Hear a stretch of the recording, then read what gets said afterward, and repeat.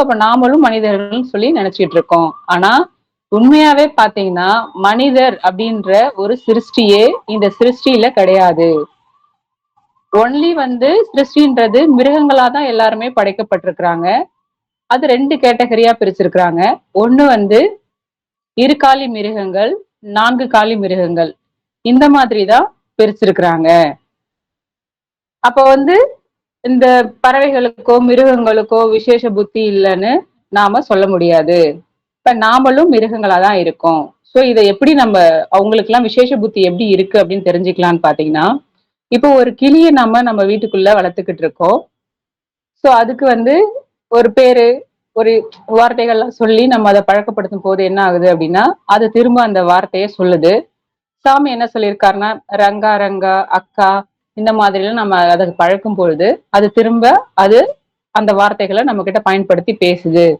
அது மட்டும் இல்லாம நாம அது முன்னாடி வேற என்ன மாதிரி வார்த்தைகள் எல்லாம் பேசுறோமோ பயன்படுத்துறோமோ அதையும் அது கிரகிச்சுக்கிட்டு அது நம்ம கூட பேசுது. அப்ப நாம பேசுறத, நம்ம தாய்மொழியில சொல்றத அவங்க கிரகிச்சுக்கிட்டு அத புரிஞ்சுக்கிட்டு அது அவங்க திரும்ப பேசுறாங்கன்னா, அப்ப விசேஷ புத்தியும் அவங்களுக்கு அறிவும் இல்லாமலாம் இத செய்ய முடியும். அது மட்டும் இல்லாத, இது வரைக்கும் நம்ம அவங்க கூட பழகி இருக்கோம், வேலை செஞ்சிருப்போம். அந்த மிருகங்கள் கூட, பறவைகள் கூட எல்லாம் சேர்ந்து பயணிச்சிருப்போம், சொல்லிக் கொடுத்திருப்போம், ட்ரெயின் பண்ணியிருப்போம், வேலையும் செஞ்சிருப்போம். ஆனா அவங்களோட தாய்மொழியில அவங்க பேசுறது என்னைக்குமே நமக்கு புரிஞ்சது இல்ல. ஆனா அவங்க நம்ம தாய்மொழியில சொல்றத கூட அழகா புரிஞ்சுகிட்டு, கிரகிச்சுக்கிட்டு அதுக்கு அனுசரிச்சு எல்லாமே செய்யறாங்க அப்படின்னு சொல்லும் பொழுது, அப்ப கிளிகளுக்கும் இந்த மிருகங்களுக்கும் மொழிகள் இருக்குதா அப்படின்னு பார்க்கும்போது, உலகத்துல இருக்க எல்லா ஜீவராசிகளுக்கும், எல்லா சிருஷ்டிகளுக்குமே மொழிகள் இருக்கு. அது எப்படின்னு பாத்தீங்கன்னா, ஏன் அது நமக்கு புரியல அப்படின்னு பாத்தீங்கன்னா, இப்ப நம்ம முன்னாடி ஒருத்தர் எனக்கு இப்ப தமிழ் தான் தெரியும் அப்படின்னா, இப்ப ஏன் முன்னாடி ஒருத்தர் ஹிந்தியில ஏதோ பேசுறாரு, இன்னொருத்தர் மலையாளத்துல ஏதோ பேசுறாரு, இன்னொருத்தர் தெலுங்குல ஏதோ பேசுறாரு. அப்ப இவங்க 3 பேரும் பேசுறது எனக்கு ஒரு சத்தமா தான் கேட்குமோ ஒழிய, அவங்க ஏதோ பேசுறாங்க, அதுக்கு அந்த வார்த்தைகளுக்கு உண்டான அர்த்தங்கள் எனக்கு தெரியாது. ஏன் எனக்கு தெரியல அப்படின்னு பார்த்தா, அவங்க பேசக்கூடிய அந்த மொழிகளை நான் படிக்கல. நான் படிக்காததால அவங்க என்ன பேசுறாங்க அப்படின்னு சொல்லி எனக்கு தெரியல. இதுவே நான் அந்த மொழிகளை படிச்சிருந்தேன்னா அவங்க என்ன பேசுறாங்கன்றது நமக்கு புரியும் இல்லையா? அதே மாதிரிதான் இப்ப இந்த பறவைகள், மிருகங்கள் இவங்களுடைய மொழிகள் நாம படிக்கல. படிக்காததால அவங்க பேசுற அந்த சப்தம், அந்த மொழிய நம்மளால புரிஞ்சுக்க முடியறது இல்ல.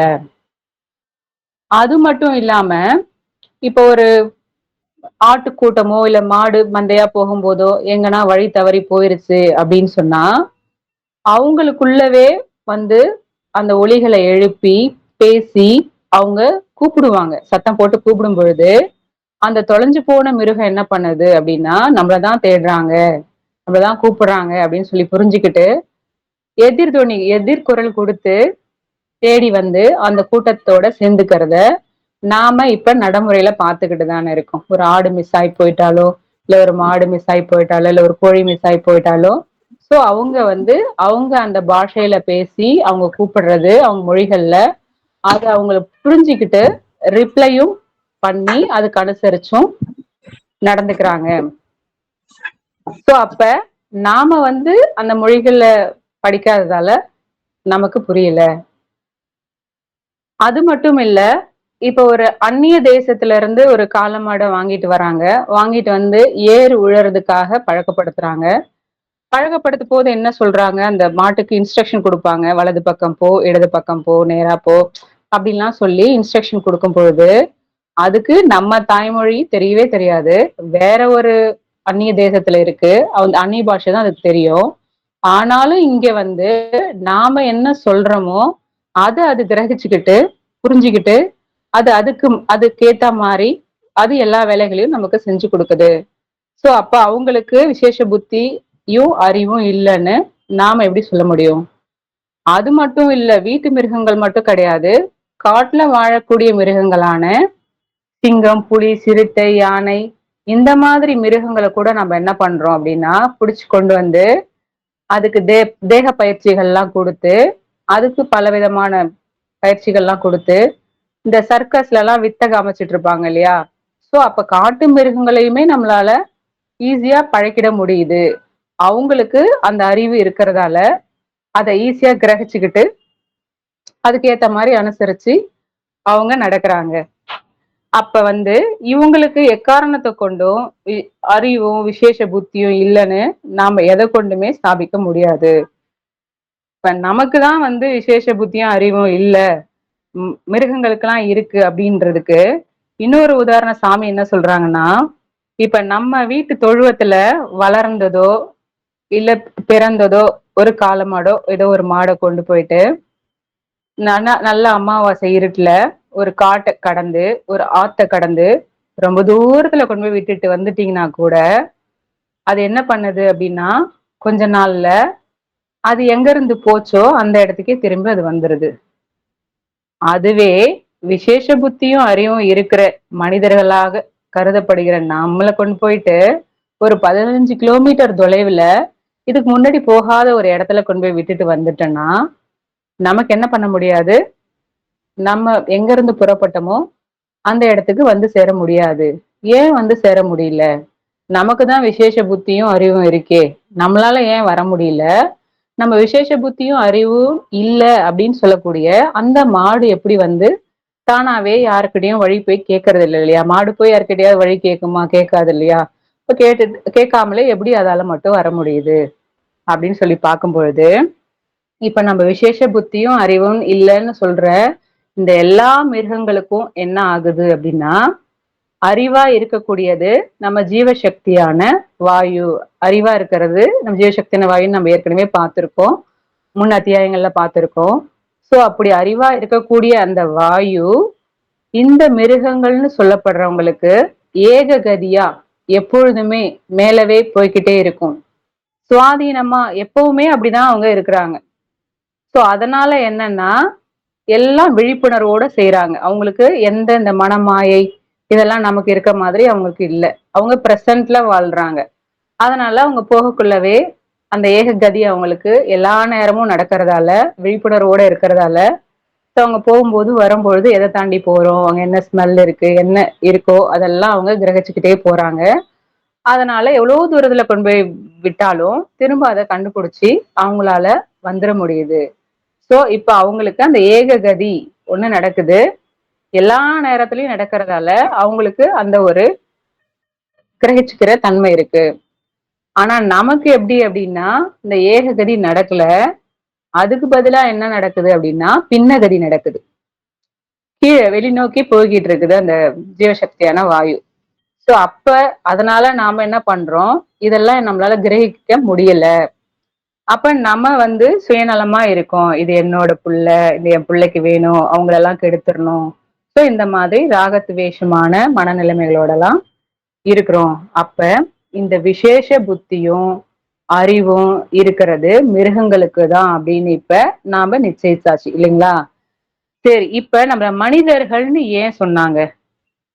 இவ்வளவு நாள் நமக்கு விசேஷ புத்தியும் அறிவும் இருக்கு, அதனால நம்மள மனிதர்கள்னு சொன்னாங்க. ஆனா இப்ப வந்து தெளிவா தெரிஞ்சு போச்சு, விசேஷ புத்தியும் அறிவும் நமக்கு கிடையாது. இதுவரைக்கும் விசேஷ புத்தியும் அறிவும் இல்லாத அந்த மிருகங்களுக்கு தான் இல்ல அப்படின்னு சொல்லி நினைச்சுக்கிட்டு இருந்தோம் இல்லையா? இப்ப அவங்களுக்கு தான் விசேஷ புத்தியும் அறிவும் இருக்கு, நமக்கு இல்ல அப்படின்னு தெரிஞ்சு போச்சு. அப்ப இப்ப வந்து யார நாம மனிதர்கள்னு சொல்லணும்? அந்த விசேஷ புத்தி இருக்கிறவங்கள தானே நம்ம மனிதர்கள்னு சொல்லுவோம். அப்ப இப்ப இந்த பறவைகள் மிருகங்கள் இவங்களுக்கு தான் விசேஷ புத்தி இருக்கு. அப்ப அவங்கதான் மனிதர்கள், நாம மனிதர்கள் கிடையாது. அப்ப இதுவரைக்கும் நம்மள வந்து நாம விசேஷ புத்தி மனிதர்கள் நினைச்சிட்டு இருந்தோம் இல்லையா? அப்ப நாம இன்னும் மனிதர்களா ஆகல, மிருகங்களாதான் இருக்கிறோம் அப்படின்னு சொல்லி சாமி சொல்றாங்க. அப்ப எப்ப நாம மனிதர் ஆகிறோம் அப்படின்னா இந்த ஜீவசக்தியான வாயுவை வெளியில போகாம அதே மாதிரி ஏககதியா நடத்தி உள்ளுக்குள்ளே நிறை நிரத்தும் பொழுதுதான் மனிதர் ஆகிறோம்.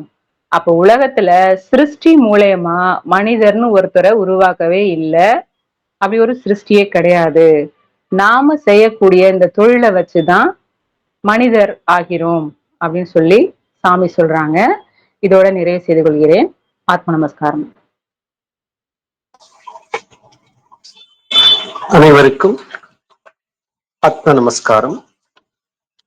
சித் சொரூபனும் சாந்தனும் பரபிரம்மமும் சத்குருவும் உமாபதியுமான ஈசனை யான் வணங்குகிறேன். பரமகுரு சிவானந்தரை வணங்குவதுடன் வணக்கத்துக்குரிய மற்ற மகான்களையும் நாளும் வணங்குகிறேன். அடிப்படையில நாம் எங்கிருந்து வந்தோம், எங்கே சென்று கொண்டிருக்கின்றோம், இதுதான் மனிதர் என்று அபிமானித்துக் கொண்டிருக்கின்ற நம்மளுடைய ஒரு அடிப்படை கேள்வியாக இருக்க வேண்டும். இதை அறியாமல் நான் ஏதோ இந்த பிரபஞ்சத்தில் பெயருக்கோ ஒரு புகழுக்கோ இல்லை ஒரு பொருளாதார ரீதியாகவோ கல்வி ரீதியாகவோ ஒரு உயர்ந்த நிலை பெற வேண்டும், இதுதான் என்னுடைய பிறப்பினுடைய நோக்கம் என்று நாம் அபிமானித்துக் கொண்டிருக்கின்றால் நம்மளுடைய பிறப்பே எதிலிருந்து ஆரம்பித்தது, எதில் போய் அது முடிகின்றது, இந்த கல்வியை நாம் அறியாமல் இருக்கின்றோம். இதை அறிய வேண்டுமென்றால் இந்த ஒட்டுமொத்த பிரபஞ்சத்துடைய மூலம் என்ன, அதனுடைய ஆதி என்ன, அந்தம் என்ன, அதனுடைய அடிப்படை நிலை என்ன, அது எப்படி இயங்குகிறது, இந்த பிரபஞ்சத்தில் இருக்கும் நான் என்னை அது அப்படி இயக்குகின்றது என்கின்ற அடிப்படை கல்வி நம்மளுடைய அந்த உயிரினுடைய மூலத்தில் தான் இருக்கின்றது. அந்த மூலத்தை நாம் அறியாவிட்டால், ஏனென்றால் நாம் எத்தகைய செயல்களை செய்வதற்கும் அடிப்படை காரணமாக இருப்பது நம்மளுடைய ஜீவன்தான். இந்த ஜீவன் ஒன்று இல்லை என்றால் நமக்கு இந்த உலகத்தினுடைய ராக துவேஷங்களோ மாயையினுடைய இந்த செயல்பாடுகளோ இந்த உடலையும் மனதையும் கட்டுப்படுத்தாது. இந்த ஜீவனுடைய அடிப்படை இயல்பை நாம் அறிந்தால்தான் இந்த மாயையிலிருந்து நாம் எப்படி விடுதலை பெற முடியும் என்பதை நாம் அறிய முடியும். இல்லை என்றால் நம்மளுடைய அடிப்படை இந்த ஜீவனுடைய நிலையை நாம் அறியாமல் இருந்தால் திரும்ப திரும்ப நாம் மனதின் மூலமாக மாயையில் நாம் வசப்பட்டு கொண்டிருப்போம். அப்ப அதிலிருந்து நாம் விடுதலை பெறுவதற்குத்தான் ஞானபிதா காட்டி கொடுத்த இந்த அக்ஷர அபியாசம்.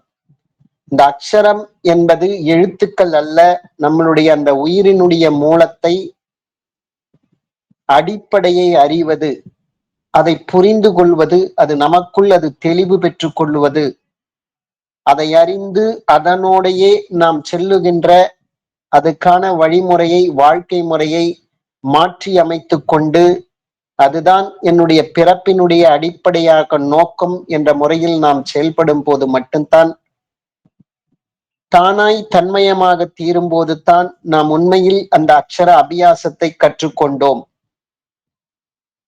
மற்ற கல்விகள் எல்லாமே ஏதோ இந்த மாயையான இந்த புற உலகில் நாம் வாழ்வதற்காகத்தான், உபஜீவனம் செய்வதற்காகத்தான். அந்த அக்ஷர அபியாசம் செய்தால் மட்டுமே நம்மளுடைய அடிப்படை பிறப்பினுடைய மூலம் இந்த ஒட்டுமொத்த பிரபஞ்சத்தினுடைய இயக்க நிலையை நாம் அறிந்து தானாய் தன்மயமாகி ஆகி தீர முடியும் என்ற முறையில தான் நேற்று நம்ம 5வது அத்தியாயத்துல நிறைவுல பார்த்தோம். இன்றைக்கு விசேஷ புத்தி மனிதன் என்று அபிமானித்துக் கொண்டிருக்கின்ற நாம் உண்மையில் நமக்கு விசேஷ புத்தி உண்டா, பிற ஜீவிகளுக்கு விசேஷ புத்தி உண்டா? மனிதன் பிற ஜீவிகளோடு ஒரு போட்டி போட்டுக்கொண்டு ஒரு பொறாமையினாலும் அதை தன் வசப்படுத்த வேண்டும், அதை அடக்கி ஆள வேண்டும், பிற உயிர்களுடைய அந்த உடலை அதன் உயிரிலிருந்து பிரித்து அதை தின்பதாலேயோ இல்லை பிற ஜீவன்களுடைய உழைப்பையும் அதனுடைய புத்திசாலித்தனத்தையும் தனக்கு சாதகமாக பயன்படுத்தி கொள்வதால மனிதன் என்று அபிமானித்துக் கொள்பவர்கள் தனக்குத்தான் விசேஷ புத்தி என்று நினைத்துக் கொண்டிருக்கின்றார்கள். பிற ஜீவன்களை வெட்டி கொள்வதாலேயோ சாமர்த்தியமாக அவற்றை அடக்கி ஆள்வதாலேயோ அவற்றினுடைய திறமையை மனிதன் என்று அபிமானித்துக் கொண்டிருக்கின்ற நாம் பயன்படுத்திக் கொள்வதாலேயோ இதுதான் விசேஷ புத்தி என்று நாம் நினைத்துக் கொண்டிருக்கின்றோம். உண்மையில் இதுவா விசேஷ புத்தி?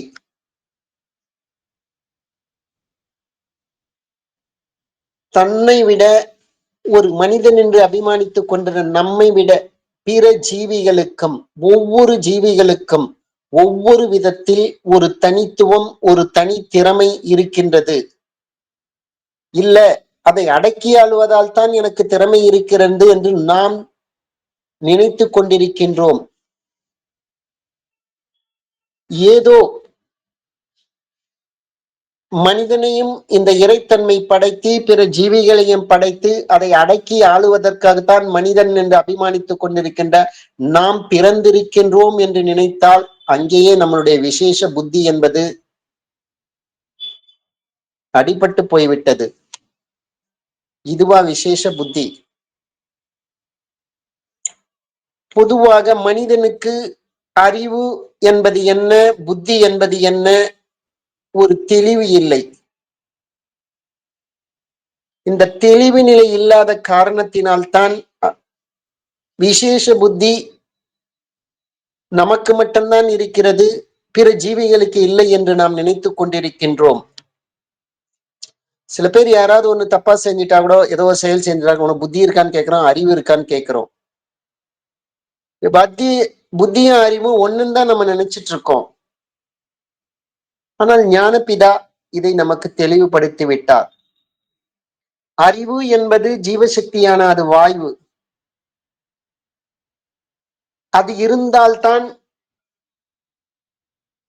இந்த பிரபஞ்சத்தில் நாம் வாழும் போது எது ஜீவனை காப்பாற்றிக் கொள்ள முடியும், எத்தகைய செயல் செய்தால் ஜீவனுக்கு எதிராக இருக்கிறது, எது நல்லது கெட்டது, இந்த ராக துவேஷங்களை பகுத்தறிவதற்கு புத்தி என்பது நமக்கு தேவைப்படுகிறது. அந்த அறிவிலிருந்து தான் புத்தி வந்தது என்பதை நாம் தெளிவாக புரிந்து கொள்ள வேண்டும். ஆனால் மாயினுடைய விளைவாலத்தான் நம்ம தவறாக புரிந்து கொண்டிருக்கின்றோம், அந்த புத்தியால தான் அந்த அறிவை காப்பாற்ற முடியும் என்று. அதுக்குத்தான் நித்யா நித்திய வஸ்து விவேகம் என்று அறிந்து, அது புத்தியால அறிந்து, அறிவாகிய அந்த ஜீவசக்தியான வாய்விலிருந்து தான் நாம் அந்த புத்தி வந்தது. அப்ப அந்த புத்தி மூலமாகத்தான் அந்த ஜீவசக்தியான வாய்வை நமக்குள் அது நிலை நிறுத்தி கொள்ள வேண்டும். இதுதான் ஒரு மனிதனுடைய ஒரு சாமர்த்தியமான ஒரு வாழ்க்கையாக இருக்க முடியும். அதை தாண்டி பிற ஜீவன்களை நாம் அடிமைப்படுத்துவதாலேயோ அதை வெட்டி தின்பதாலேயோ அதனுடைய புத்திசாலித்தனத்தையும் உடல் உழைப்பையும் நமக்கு சாதகமாக பயன்படுத்தி கொள்வதாலேயோ மனிதனுக்கு விசேஷ புத்தி இருக்கிறது என்று நாம் நினைத்து கொண்டிருப்பது ஒரு தவறான விஷயமாகும். மனிதனால் ஒரு குதிரையினுடைய வேகத்துக்கு ஓட முடியவில்லை. ஆனால்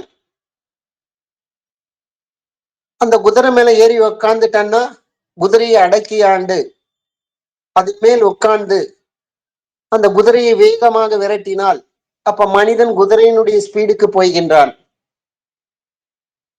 அப்ப அதை அடக்கி ஆள்வதால் அது எப்படி நான் குதிரை ஸ்பீடுக்கு போக முடியும்? அது மேலதானே ஏதோ டிஃபெண்ட் பண்ணி தானே நீ குதிரை மேல உட்கார்ந்துருக்க. உன்னால் தனித்துவமாக குதிரையின் வேகத்துக்கு ஓட முடியவில்லையே. அப்ப அந்த குதிரையை அடிமைப்படுத்துவதால் தான் அது விசேஷ புத்தியா? அது மேல அமர்ந்து சவாரி செய்வதால் தான் அது விசேஷ புத்தியா? அது ஜீவனை காப்பாற்ற முடியுமா? அறிவாகிய ஜீவன சக்தியை நம்ம இழந்துதான் அத்தகைய செயல்களை நாம் செய்து கொண்டிருக்கின்றோம். அது ஜீவனை காப்பாற்றுவதற்கு உதவி புரியுமா? ஜீவனை காப்பாற்றுவதற்காக வெளியிலிருந்து எத்தகைய நம்ம சப்போர்ட் எடுத்தாலும் அது ஒரு நாளைக்கு நிச்சயமாக அது கை கொடுக்காது. ஜீவனை அதோகதியாக்கித்தான் மரணத்துக்கு அழைத்துச் செல்லும். அப்ப அந்த அறிவாகி அந்த ஜீவசக்தியான வாய்வை தமக்குள் தாமே நான் நிலைநிறுத்துவது தான். அப்பதான் நம்ம உண்மையாக மனிதனாகின்றோம். அதுவரை நாம் மனிதனாக இல்லை, மனிதர் என்று அபிமானித்துக் கொண்டிருக்கின்றோம். இல்லாததை இருப்பதாக நாம் கற்பனை செய்து கொண்டிருக்கின்றோம்.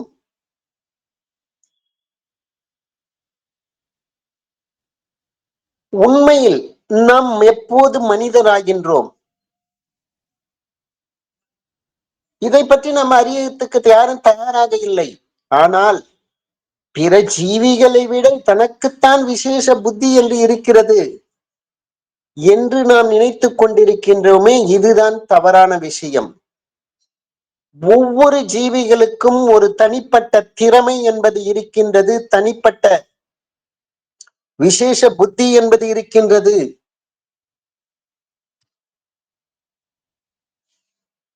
அவற்றை அடிமைப்படுத்துவது தான், அதை தனக்கு சாதகமாக பயன்படுத்திக் கொள்வது தான். தன்னை உணராமல் மனிதன் என்று அபிமானிக்கப்பட்ட நாம் அப்படி அதுங்களை மற்ற ஜீவிகளை பயன்படுத்துவது நமக்கு விசேஷ புத்தி. அதுக்கு உண்மையில் அது கிடையாதது. தன்னைத்தான் அறிந்தால் எல்லாமே தன் வசம் இயல்பாகவே அது. இந்த அறிவாகி அந்த ஜீவசக்திய வாய்வாக காப்பாற்றுவதற்கு எல்லாமே உறுதுணையாக இயல்பாகவே இருக்கும். அவரவர்கள் ஜீவன் மேல பக்தியும் விசுவாசமும் சிநேகமும் இயல்பாகவே இருந்தாலே கேட்பது, காண்பது, அறிவது, ஜீவன் எல்லாமே அது ஒண்ணுதான். இத்தகைய இந்த மனோபாவம் இருந்தாலே இது சும்மா வெறும் ஒரு வார்த்தையாக இல்லை.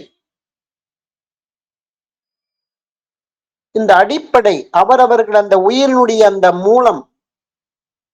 அந்த மூலம் எப்படி இயங்குகிறது,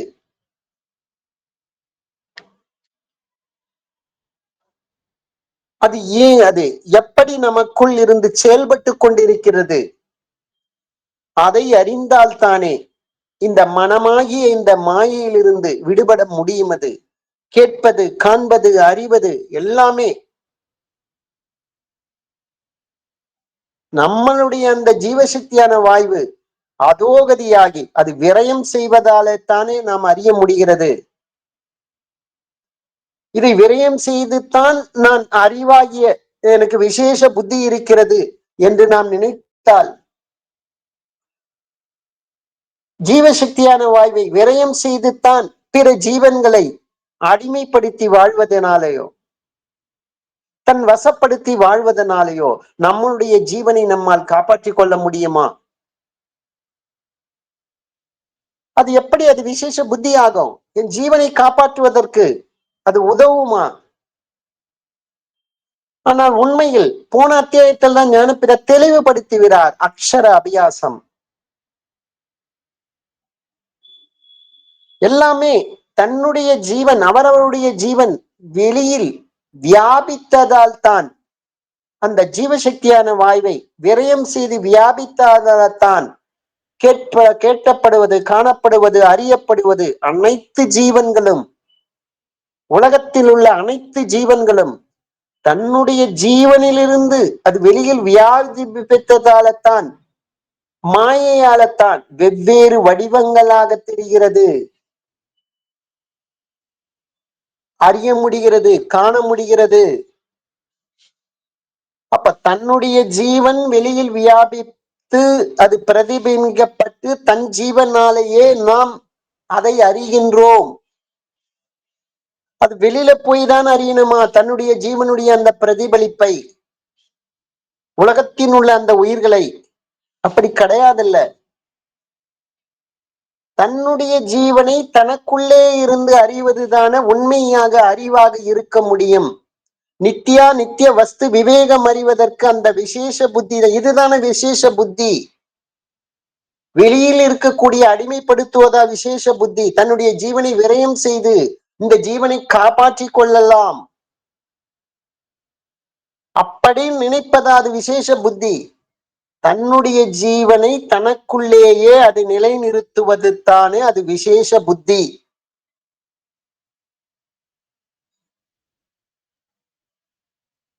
அப்ப அதுக்கான எத்தனம், அதுக்கான நடைமுறை வாழ்க்கை, அதுக்கான கால சூழ்நிலை, அதை அடிப்படையில உருவாக்கி கொண்டு ஜீவனை உணர்வதற்காக, தன்னைத்தான் அறிவதற்காக,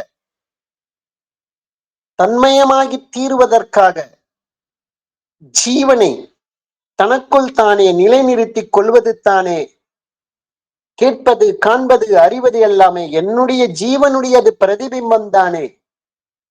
இப்படி அறியும் போது தானே அனைத்து உயிர்களுடைய விசேஷ புத்தியும் மனிதன் என்று அபிமானிக்கப்பட்ட நாம் மனிதராகும் போது அனைத்தும் அது நமக்குமே அது சகலமும் தன்வசப்படும். என தன்னுடைய ஜீவன் தானே.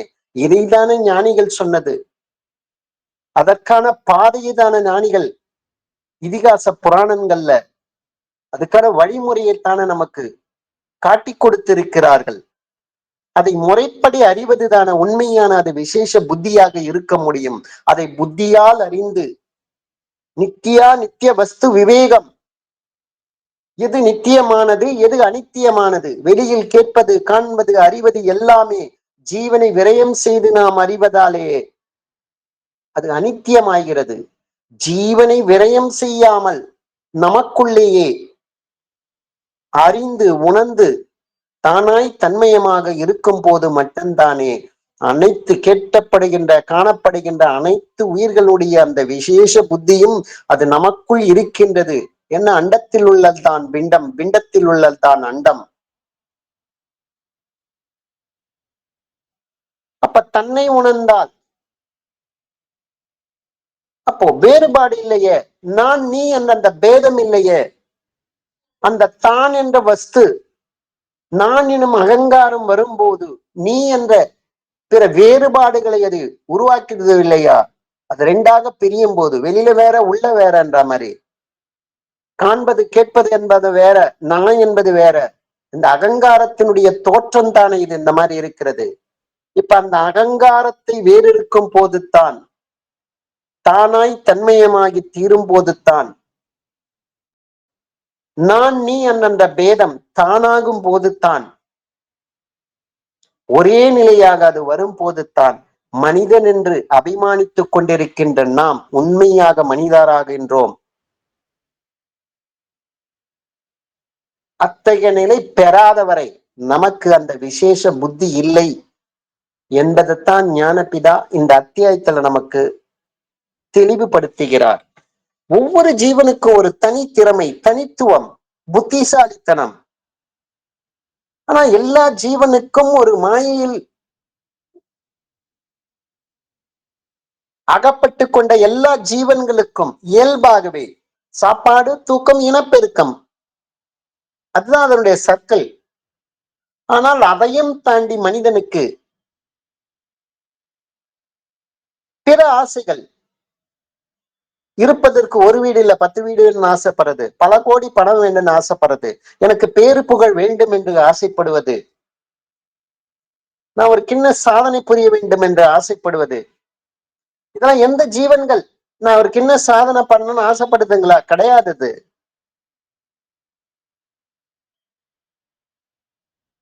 இயல்பாகவே பிற ஜீவன்கள் அதனுடைய மன இயல்புகள், அடிப்படை தேவைகள் நிறைவேற்றி விட்டாலே இருக்கிற இடம் ஒடுக்கிற உடை, இது மனிதனுக்கு ஒரு அத்தியாவசிய தேவையா இருக்கு. ஆனா பிற ஜீவன்களுக்கு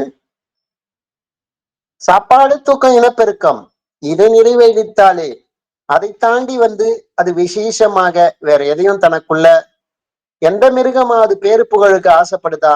கிண்ண சாதனை புரியணும்னு ஆசைப்படுதா?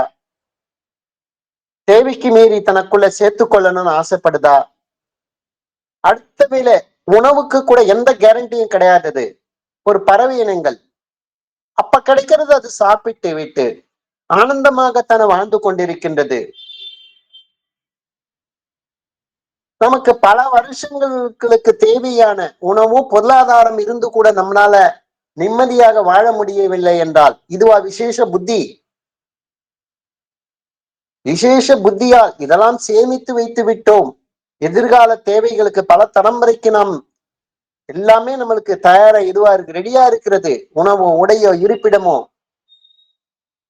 ஆனால் நிம்மதி மட்டும் ஒண்ணு இல்லையே. ஏனென்றால் ஜீவனை விரயம் செய்து அது சம்பாதித்தோம். ஜீவனை விரயம் செய்துத்தான் அதை நாம் கட்டி காத்துக் கொண்டிருக்கின்றோம். இந்த ஜீவனை காப்பாற்றிக் கொண்டாலே போதும் அல்லவா?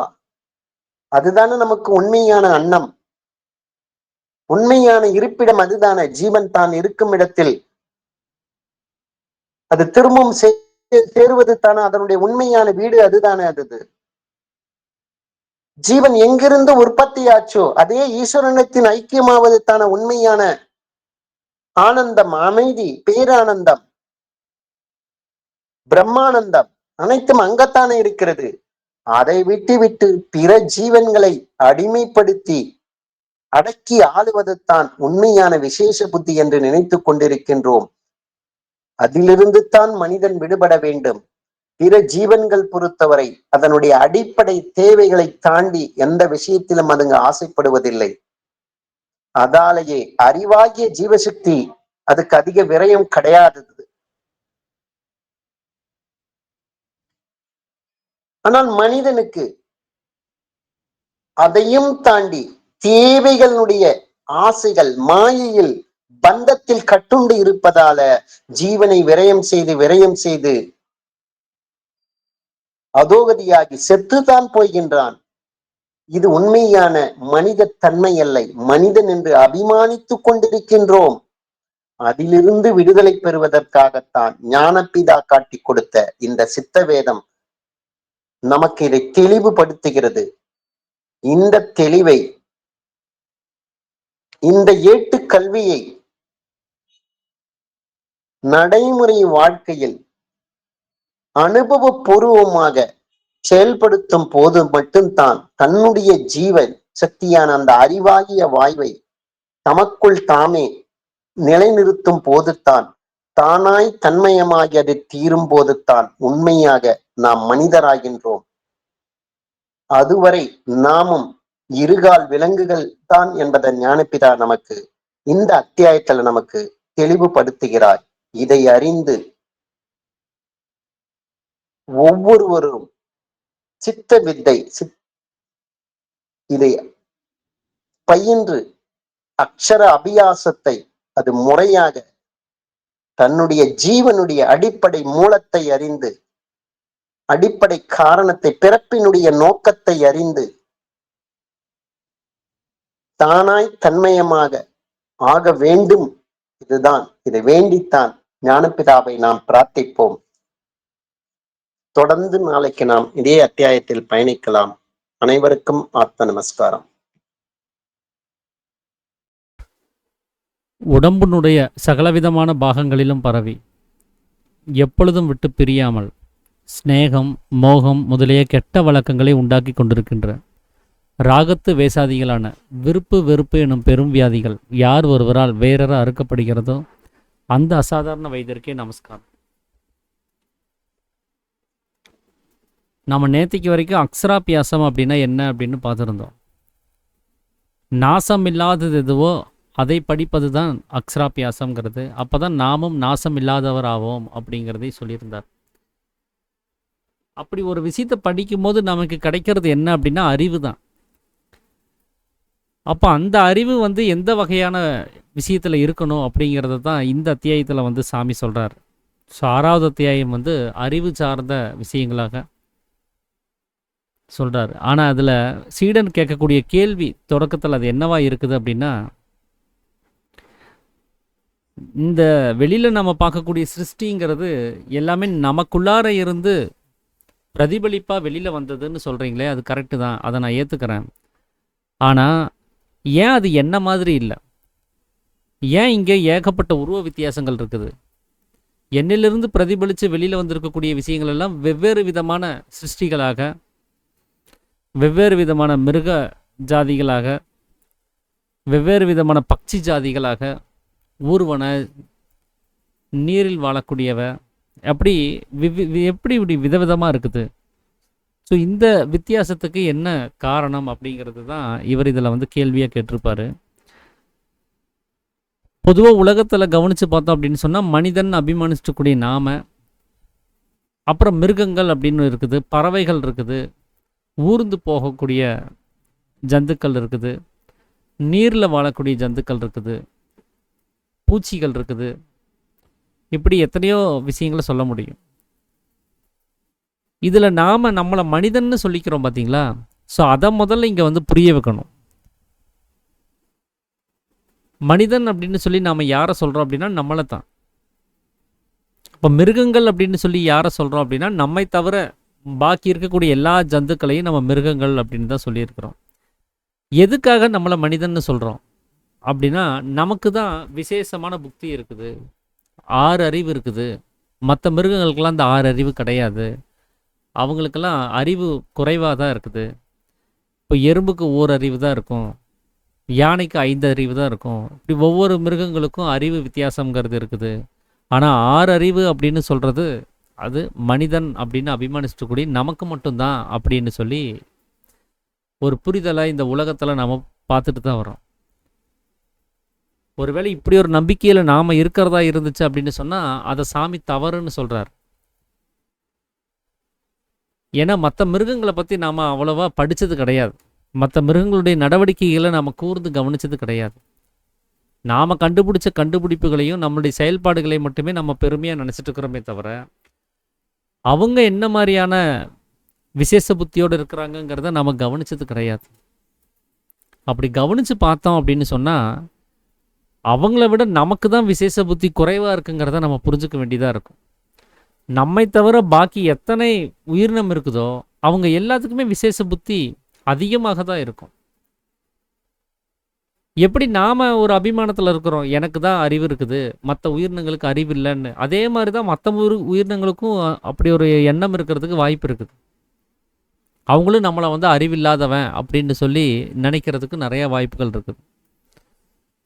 ஏன்னா எல்லா உயிர்களுக்கும் பொதுவான செயல்பாடுகள்னு பார்த்தீங்கன்னா ஆகாரம் உட்கொள்கிறது, தூங்கிறது, அப்புறம் சம்யோகம் செய்கிறது. உணவு, தூக்கம், புணர்ச்சி, இந்த 3 விஷயமும் எல்லா உயிர்களுக்கும் பொதுவானது தான். ஆனால் இந்த அறிவு சார்ந்த விஷயங்களை நம்ம கவனித்து பார்த்தோம் அப்படின்னு சொன்னால் அந்த விசேஷ புத்தி அப்படின்னு சொல்லக்கூடியது அது மனிதர்களுக்கு தான் இங்கே இல்லாமல் இருக்குதுன்னு வேணால் சொல்லலாம். மற்ற உயிரினங்களுக்கெல்லாம் அது நல்லாவே இருக்குது. ஆனால் இதில் நாம் கவனிக்க வேண்டியது என்னென்னா விசேஷ புத்தி இருக்கிறது மனிதன்னு சொல்லிட்டோம், சரி ஓகே. விசேஷ புத்தி இல்லாததெல்லாம் மிருகம்னு சொல்லிட்டோம். இப்போ நமக்கு விசேஷ புத்தி இல்லை அப்படிங்கிறது நிறுவனம் ஆயிடுச்சுன்னு சொன்னால் அப்போ நம்மளை மிருகம்னு ஏற்றுக்கணும் இல்லையா? விசேஷ புத்தியெல்லாம் யார் யாருக்கெல்லாம் இருக்குதுன்னு நம்ம நிரூபணம் பண்ணுறோமோ அவங்களுக்கெல்லாம் வந்து மனிதனுங்கிற ஒரு நிலைமையில தான் நம்ம அவங்கள கவனிக்க வேண்டியதாக இருக்கும். நமக்கு விசேஷ புத்தி இல்லை அப்படிங்கிறத நம்மளுடைய செயல்பாடை இன்னொரு மிருகத்தோடு நம்ம கம்பேர் பண்ணி பார்க்கும்போது அது நல்லா புரிஞ்சுக்க முடியும். ஆனால் உண்மையாகவே இந்த மனிதன் அப்படின்னு சொல்லக்கூடிய சிருஷ்டியே கிடையாது. இந்த மனிதன்கிற சிருஷ்டி இல்லாமல் எல்லாருமே படைப்பில் அப்படின்னு பார்த்தீங்கன்னா எல்லாருமே வந்து மிருகங்கள் தான். இங்கே யாருமே மனிதனாக தனித்துவமான ஒரு சிருஷ்டியாக இங்கே படைக்கிறது கிடையாது. அவங்களுடைய செயல்பாடை பொறுத்து தான் அவங்க மனிதன் ஆகிறது. அப்போ நாமெல்லாம் என்னவா இருக்கிறோம் அப்படின்னா 2 கால் மிருகமாக தான் இருக்கிறோம். மற்ற மிருகங்கள்லாம் 4 காலில் நடக்குதுன்னா நம்ம 2 காலில் நடக்கிறோம். ஸோ அந்த வகையில் வேணால் நம்ம வித்தியாசமாக இருக்கலாம். அதனால் 2 கால் மிருகம்னு வேணால் நம்மளை சொல்லிக்கலாமே தவிர நம்மளை மனிதன் அபிமானிக்கிற அளவுக்கு நமக்கு அப்படி அந்த தகுதி வந்துருச்சா அப்படிங்கிறத நம்ம ஆலோசனை பண்ணி பார்த்துட்டு தான் சொல்லணும். ஏன் இதை சொல்ல வேண்டியது இருக்குன்னா அதில் சாமி இன்னொரு ஸ்டேட்மெண்ட் கூட கொடுத்துருப்பார். நமக்கு விசேஷ புத்தி உண்டு அப்படிங்கிறத எதை கொண்டும் நிரூபிக்க முடியாதுன்னே சொல்லியிருப்பார். அதுக்கு பாசிபிலிட்டியே கிடையாது, ஒரு ப்ரூஃப் கூட கிடையாது. மனிதன் அபிமானிச்சிடக்கூடிய நமக்கு விசேஷ புத்தி இருக்குதுன்னு சொல்கிறதுக்கு அங்கே ஒரு எவிடன்ஸ் கூட கிடையாதுங்கிறார். ஆனால் மற்ற மிருகங்களை பார்த்தா அந்த ஆதாரங்கள் அங்கே இருக்குது. இப்போ நாம் ஒரு கிளி வளர்த்துறோன்னு வச்சுக்கோங்க. அந்த கிளியை கூப்பிட்டு அதைய கூண்டுக்குள்ளார அடைச்சி நாமளும் ஆகார வகைகள்லாம் கொடுத்து அதை நல்லபடியாக தான் பார்த்துக்கிறோம். அதுக்கு நாம் நம்மளுடைய பேச்சு வழக்கங்களை சொல்லித் தர்றோம். நாம் எப்படி பேசுகிறோமோ அதே சொற்களை அந்த கிளிகள் வந்து கிரகிச்சு நம்ம கூட பேசவே செய்யுது. யாராவது வீட்டுக்கு வந்தால் வாங்கன்னு சொல்லுது, சாப்பிட்டியான்னு கேட்டால் சாப்பிட்டான்னு சொல்லுது. அந்த பாஷைகளை சரியாக புரிஞ்சுக்கிட்டு அதுக்கு பதிலளிக்கவும் செய்யுது. ஆனால் நாம் அந்த கிளியோட எவ்வளோ காலம் பழகி இருந்தாலும் கூட அந்த கிளி கத்துது, அவ்வளோதான். அந்த சப்தத்தை மட்டுமே கேட்குறமே தவிர அந்த சப்தத்துக்கு என்ன அர்த்தம்னு நமக்கு தெரியறதில்ல. ஒரு நாய் வளர்த்துறோம் அப்படின்னு சொன்னால் நம்ம சொல்கிறதெல்லாம் அந்த நாய் கேட்டு தான் இருக்குது. உட்காருன்னு சொன்னால் உட்காருது, அதை போய் எடுத்துகிட்டு வான்னு சொன்னால் எடுத்துகிட்டு வருது, நில்லுன்னு சொன்னால் நிற்குது. இப்படி எல்லா வேலைகளையும் நம்ம சொல்கிறதெல்லாம் செய்யுது. அது எந்தெந்த பாஷையில் நம்ம சொன்னாலும் சரி அது புரிஞ்சுக்குது. அவங்களுக்கு ஒரு பாஷையை கற்றுக்கிறதுங்கிறது அவ்வளோ கஷ்டமான விஷயமே கிடையாது. ஆனால் நாம் எவ்வளோ காலம் அந்த நாய் கூட இருந்தாலும் நாய் ஏன் குலைக்குதுன்னு நமக்கு தெரியாது. அந்த குலைக்கிற சப்தத்தை கேட்ட உடனே நம்ம உடனே என்ன பண்ணுவோம், வெளியில் யாராவது ஆள் வந்திருக்காங்களா, புதுசாக ஆள் வந்ததை பார்த்து கற்றுதான்னு சொல்லி தேடுவோம். யார் இல்லையா, அப்போ மணி என்னாச்சு, அப்போ சாப்பாடு கேட்குது போல இருக்குது அப்படின்னு ஒரு அபிமானத்தில் தான் அதோடு நாம் பழகுவோமே தவிர அதனுடைய பாஷையை புரிஞ்சுக்கிட்டு நம்ம பழகிறவங்க கிடையாது. அது ஏன் கத்துதுங்கிற அர்த்தத்தை நம்மளால் புரிஞ்சுக்க முடியாது. நம்மளை பொறுத்த வரைக்கும் அது வெறும் சப்தம், அவ்வளோதான். கத்துது, அது நம்மளோட பேசுதுங்கிறத கூட நம்ம ஏற்றுக்க மாட்டோம். நம்மை தவிர மற்ற மிருகங்களுக்கெல்லாம் பாஷை இருக்குதுங்கிறத கூட நம்ம ஏற்றுக்கிறது கிடையாது. அது வெறும் சப்தமாக மட்டுமே கவனிச்சுட்டு இருக்கிறோம். ஒரு காக்கா கத்துதுன்னு சொன்னால் அது ஒரு சப்தம், அவ்வளோதான். அதுக்கு பாஷை இருக்கிறதா நம்ம நினைக்கிறது இல்லை. ஒரு ஆடு கத்துதுன்னு சொன்னால் அது ஒரு சப்தம் தான் நம்மளை பொறுத்த வரைக்கும். ஆனால் அவங்களுக்குள்ளார அந்த பாஷை பரிமாற்றம் இருக்கிறத நம்மளால் புரிஞ்சுக்க முடியறதில்ல. அதனால தான் சாமி சொல்கிறாரு, உலகத்தில் எத்தனை வகையான உயிரினங்கள் இருக்குதோ அத்தனை மொழிகளுமே இருக்குது. அவங்க ஒவ்வொருத்தரும் வெறும் சப்தமாக மட்டும் அவங்க செய்கிறது கிடையாது. அந்த சப்தம் மூலமாக தங்களுடைய புரிதல் தன்மையையும் பரஸ்பரம் பகிர்ந்துக்கிட்டு தான் இருக்கிறாங்க. நமக்கு அந்த மொழியை படிக்கலை, அதனால வெறும் சப்தமாகவே இருக்குது. இப்போ நமக்கு தமிழ் மொழி மட்டும்தான் தெரியுதுன்னு வச்சுக்கோங்க. ஒரு ஹிந்தி படிச்சிருக்கக்கூடிய ஒருத்தர் வந்து நம்மளோட ஹிந்தியிலே பேசிகிட்டு இருக்கிறார். வெறும் சப்தமாக மட்டுமே இருக்குது. அதனுடைய அர்த்தங்களை நம்மளால் புரிஞ்சுக்க முடியாது. ஏன்னா நாம் அந்த ஹிந்தி மொழியை படிக்கலை. படித்தாதானே நமக்கு அந்த அர்த்தம் தெரியும். ஆனால் அவர் ஒரு மனிதன்கிறதுனால அது அந்த சப்தத்தை நம்ம ஒரு மொழியாக கன்சிடர் பண்ணிக்கிட்டோம். அது ஒரு மிருகமாக இருந்துச்சுன்னு சொன்னால் அதை ஏற்றுக்க மாட்டோம். அது வெறும் சப்தம் தான், அதுக்கு ஒரு பாஷை கிடையாதுன்னு சொல்லிடுறோம். அந்த மாதிரி நாம் படிக்காத மொழியை ஒருத்தர் பேசும்போது நமக்கு எப்படி அது புரியலையோ அந்த மாதிரி மற்ற மிருகங்கள் அப்படி புரியலைன்னு சொல்லி நிற்கிறது கிடையாது. இப்போ நமக்கு ஹிந்துஸ்தான், அதாவது ஒரு ஹிந்தி படிக்கணும் அப்படின்னு சொன்னால் அந்த ஹிந்தி வாத்தியார் வந்து நம்மக்கிட்ட ஒவ்வொரு வார்த்தைகளுக்கும் நம்மளுடைய தாய்மொழியில் அதுக்கு அர்த்தங்களை கற்பிக்கணும். இந்த வார்த்தைக்கு இதுதான் தமிழில் அர்த்தம், நீங்கள் தமிழில் இதுக்கு என்ன புரிஞ்சுருக்கீங்களோ அதுதான் இந்த வார்த்தையினுடைய அர்த்தம் அப்படின்னு அவர் டிரான்ஸ்லேட் பண்ணி சொன்னால் தான் நமக்கு அந்த பாஷையை படிக்க முடியும். இல்லைன்னா படிக்கவே முடியாது. ஆனால் நாம் ஒரு நாய்க்கோ மற்ற விஷயங்களுக்கோ நாம் ஒரு பாஷைகளை நம்ம பேசும்போது அவங்க எப்படி படிக்கிறாங்க? நாம் ஒன்றும் நாயினுடைய பாஷையில் டிரான்ஸ்லேட் பண்ணி சொல்லலை உட்காருங் அப்படிங்கிற வார்த்தையை. ஆனால் அவங்க அதை அப்படியே கிரகிக்கிறாங்க, அதை அப்படியே புரிஞ்சுக்கிறாங்க. ஒரு டெல்லியில் இருக்கக்கூடிய ஒரு மாடு அங்கே இருக்கக்கூடிய ஹிந்தி மொழியை படித்து பழகின ஒரு மாடு, அதே நாம் நம்ம வீட்டுக்கு எடுத்துகிட்டு வந்து தமிழ்நாட்டில் வச்சு வளர்த்துறோம் அப்படின்னு சொன்னால் கொஞ்ச நாட்களே தமிழையும் சேர்த்து கற்றுக்குது. அதுக்கு மாட்டினுடைய பாஷையில் போய் யாரும் அதுக்கு படிப்பு சொல்லித்தரது கிடையாது. அந்த மொழியை அவ்வளோ அழகாக அது வந்து கிரகிச்சுக்குது. ஆனால் நம்மளால் அப்படி மொழிகளை கற்றுக்கிறதுங்கிறது ரொம்ப சிரமம். அப்படி டிரான்ஸ்லேட் பண்ணி கொடுத்தே கூட நம்ம படிக்கிறதுக்கு ரொம்ப நாள் எடுத்துக்கிறோம். அதுவும் கொஞ்ச நாளில் மறந்தும் போயிடுது. டச்சு விட்டுருச்சுன்னு சொன்னால் அந்த மொழியையும் மறந்து போயிடுறோம். இது வீட்டில் வளர்க்கக்கூடிய மிருகங்களுக்கு மாத்திரம் கிடையாது. ஒரு காட்டில் வளரக்கூடிய ஒரு மிருகத்தை எடுத்துகிட்டு வந்து நம்ம சொல்லி கொடுத்தா கூட அது பாஷைகளை கற்றுக்குது. இந்த சர்க்கஸ்ல எல்லாம் சிங்கம், புலி, கரடி எல்லாம் வச்சுக்கிட்டு இந்த ரிங் மாஸ்டர் வந்து இப்படி செய்ய, அப்படி பண்ணு அப்படின்னு சொல்லி அதுக்கு ஆர்டர் கொடுப்பாரு. அதே அந்த வேலையை செய்யுது. அதெல்லாம் நம்ம கவனிச்சுட்டு தானே இருக்கிறோம். அப்போ இதெல்லாம் கவனித்து பார்த்தா ஒரு பாஷையை கற்றுக்கிறதுல இருக்கக்கூடிய அந்த புத்தி சக்தி நம்மளை விட மற்ற மிருகங்களுக்கு எந்த அளவுக்கு அபரிவிதமாக இருக்குங்கிறத நம்மளால் பார்க்க முடியும். அப்போ இந்த ஒரு உதாரணமே போதும், நமக்கு விசேஷ புத்திங்கிறது எவ்வளோ குறைவாக இருக்குது, அவங்களுக்கெல்லாம் விசேஷ புத்திங்கிறது எவ்வளோ அதிகமாக இருக்குங்கிறத நம்மளால் புரிஞ்சுக்க முடியும்.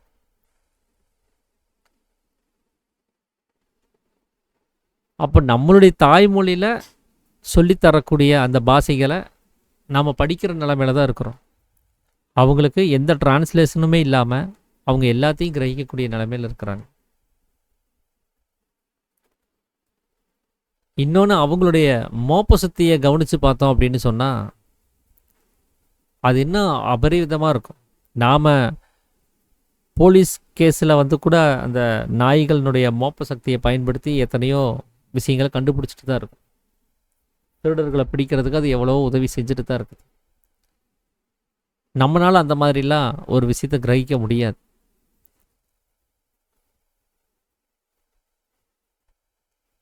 இதே ஒரு மாட்டை, நாம் வளர்த்தக்கூடிய ஒரு மாட்டை கொண்டு போய் ஒரு அமாவாசை இருட்டில் சோர்னு மழை பெய்யக்கூடிய சமயத்தில் ஆற்றுக்கு அந்த பக்கம் கொண்டு போய் நம்ம விட்டுட்டு, அது என்ன ஊர்னே தெரியாது, ஆனால் அந்த காட்டுக்குள்ளார விட்டுட்டு நாம் வந்துட்டோம் அப்படின்னு சொன்னால் அது தான் இன்ன இடத்துல இருந்து புறப்பட்டோம், இன்ன இடத்துக்கு வந்திருக்கிறோம், அதுக்கு இந்த வழியாக தான் போகணுங்கிறத தன்னுடைய மோப்ப சக்தியை வச்சுக்கிட்டே திரும்பி புறப்பட்ட இடத்துக்கு வந்துடுது. என்ன, நாம் விட்ட மாட்டை வேற யாரும் பிடிச்சி கட்டாமல் இருக்கணும், இல்லைன்னா மற்ற கொடூரமான மிருகங்களால் அது பாதிப்படையாமல் இருக்கணும். அப்படி செய்யலை அப்படின்னு சொன்னால் அது கண்டிப்பாக நம்ம வீட்டுக்கு திரும்பி வந்துடும். அது எங்கே வளர்ந்துச்சோ அந்த இடத்துக்கு திரும்பி வந்துடும். வர்ற வழியில் அது யார்கிட்ட எந்த அட்ரஸும் கேட்குறது கிடையாது, எந்த போர்டையும் பார்த்துட்டு வர்றது கிடையாது, எந்த கூகுள் மேப்பையும் பார்த்துட்டு வர்றது கிடையாது. அது தன்னுடைய மோப்ப சக்தியை வச்சுக்கிட்டே தான் வருது. ஆனால் நம்மளை ஒரு பகல் நேரத்தில் நம்ம ஊர்லேருந்து அடுத்த ஊராக இருக்கக்கூடிய ஒரு இடத்துல போய் விட்டுட்டு வந்துட்டோம் அப்படின்னு சொன்னால், நம்ம போகாத ஒரு ஊரில் கொண்டு போய் விட்டுட்டு வந்துட்டாங்க அப்படின்னு சொன்னால், ஒரு 4 பேர்த்துக்கிட்ட அட்ரஸை கேட்டு அப்புறம் ஒரு மெயின் ரோட்டை பிடிச்சி அதில் நம்ம ஊருக்கு எத்தனை கிலோமீட்டரு எந்த திசைக்கு போகணுங்கிறதையாவது பார்த்துட்டு வீட்டுக்கு வர வேண்டியதாக இருக்கும். இல்லைன்னா கூகுள் மேப்பை போட்டாவது அங்கேருந்து புறப்பட்டு வர வேண்டியதாக இருக்கும். மற்றவருடைய உதவினாலேயோ மற்ற உபகாரங்களுடைய உதவி இல்லாமல் நம்மளால் தெரியாத இடத்துல இருந்து திரும்பி வர முடியாது. ஆனால் அவங்க அந்த இருட்டில் கூடவும் வந்துடுறாங்க, நம்ம பகலில் கூட நம்மளால் வர முடியறது கிடையாது.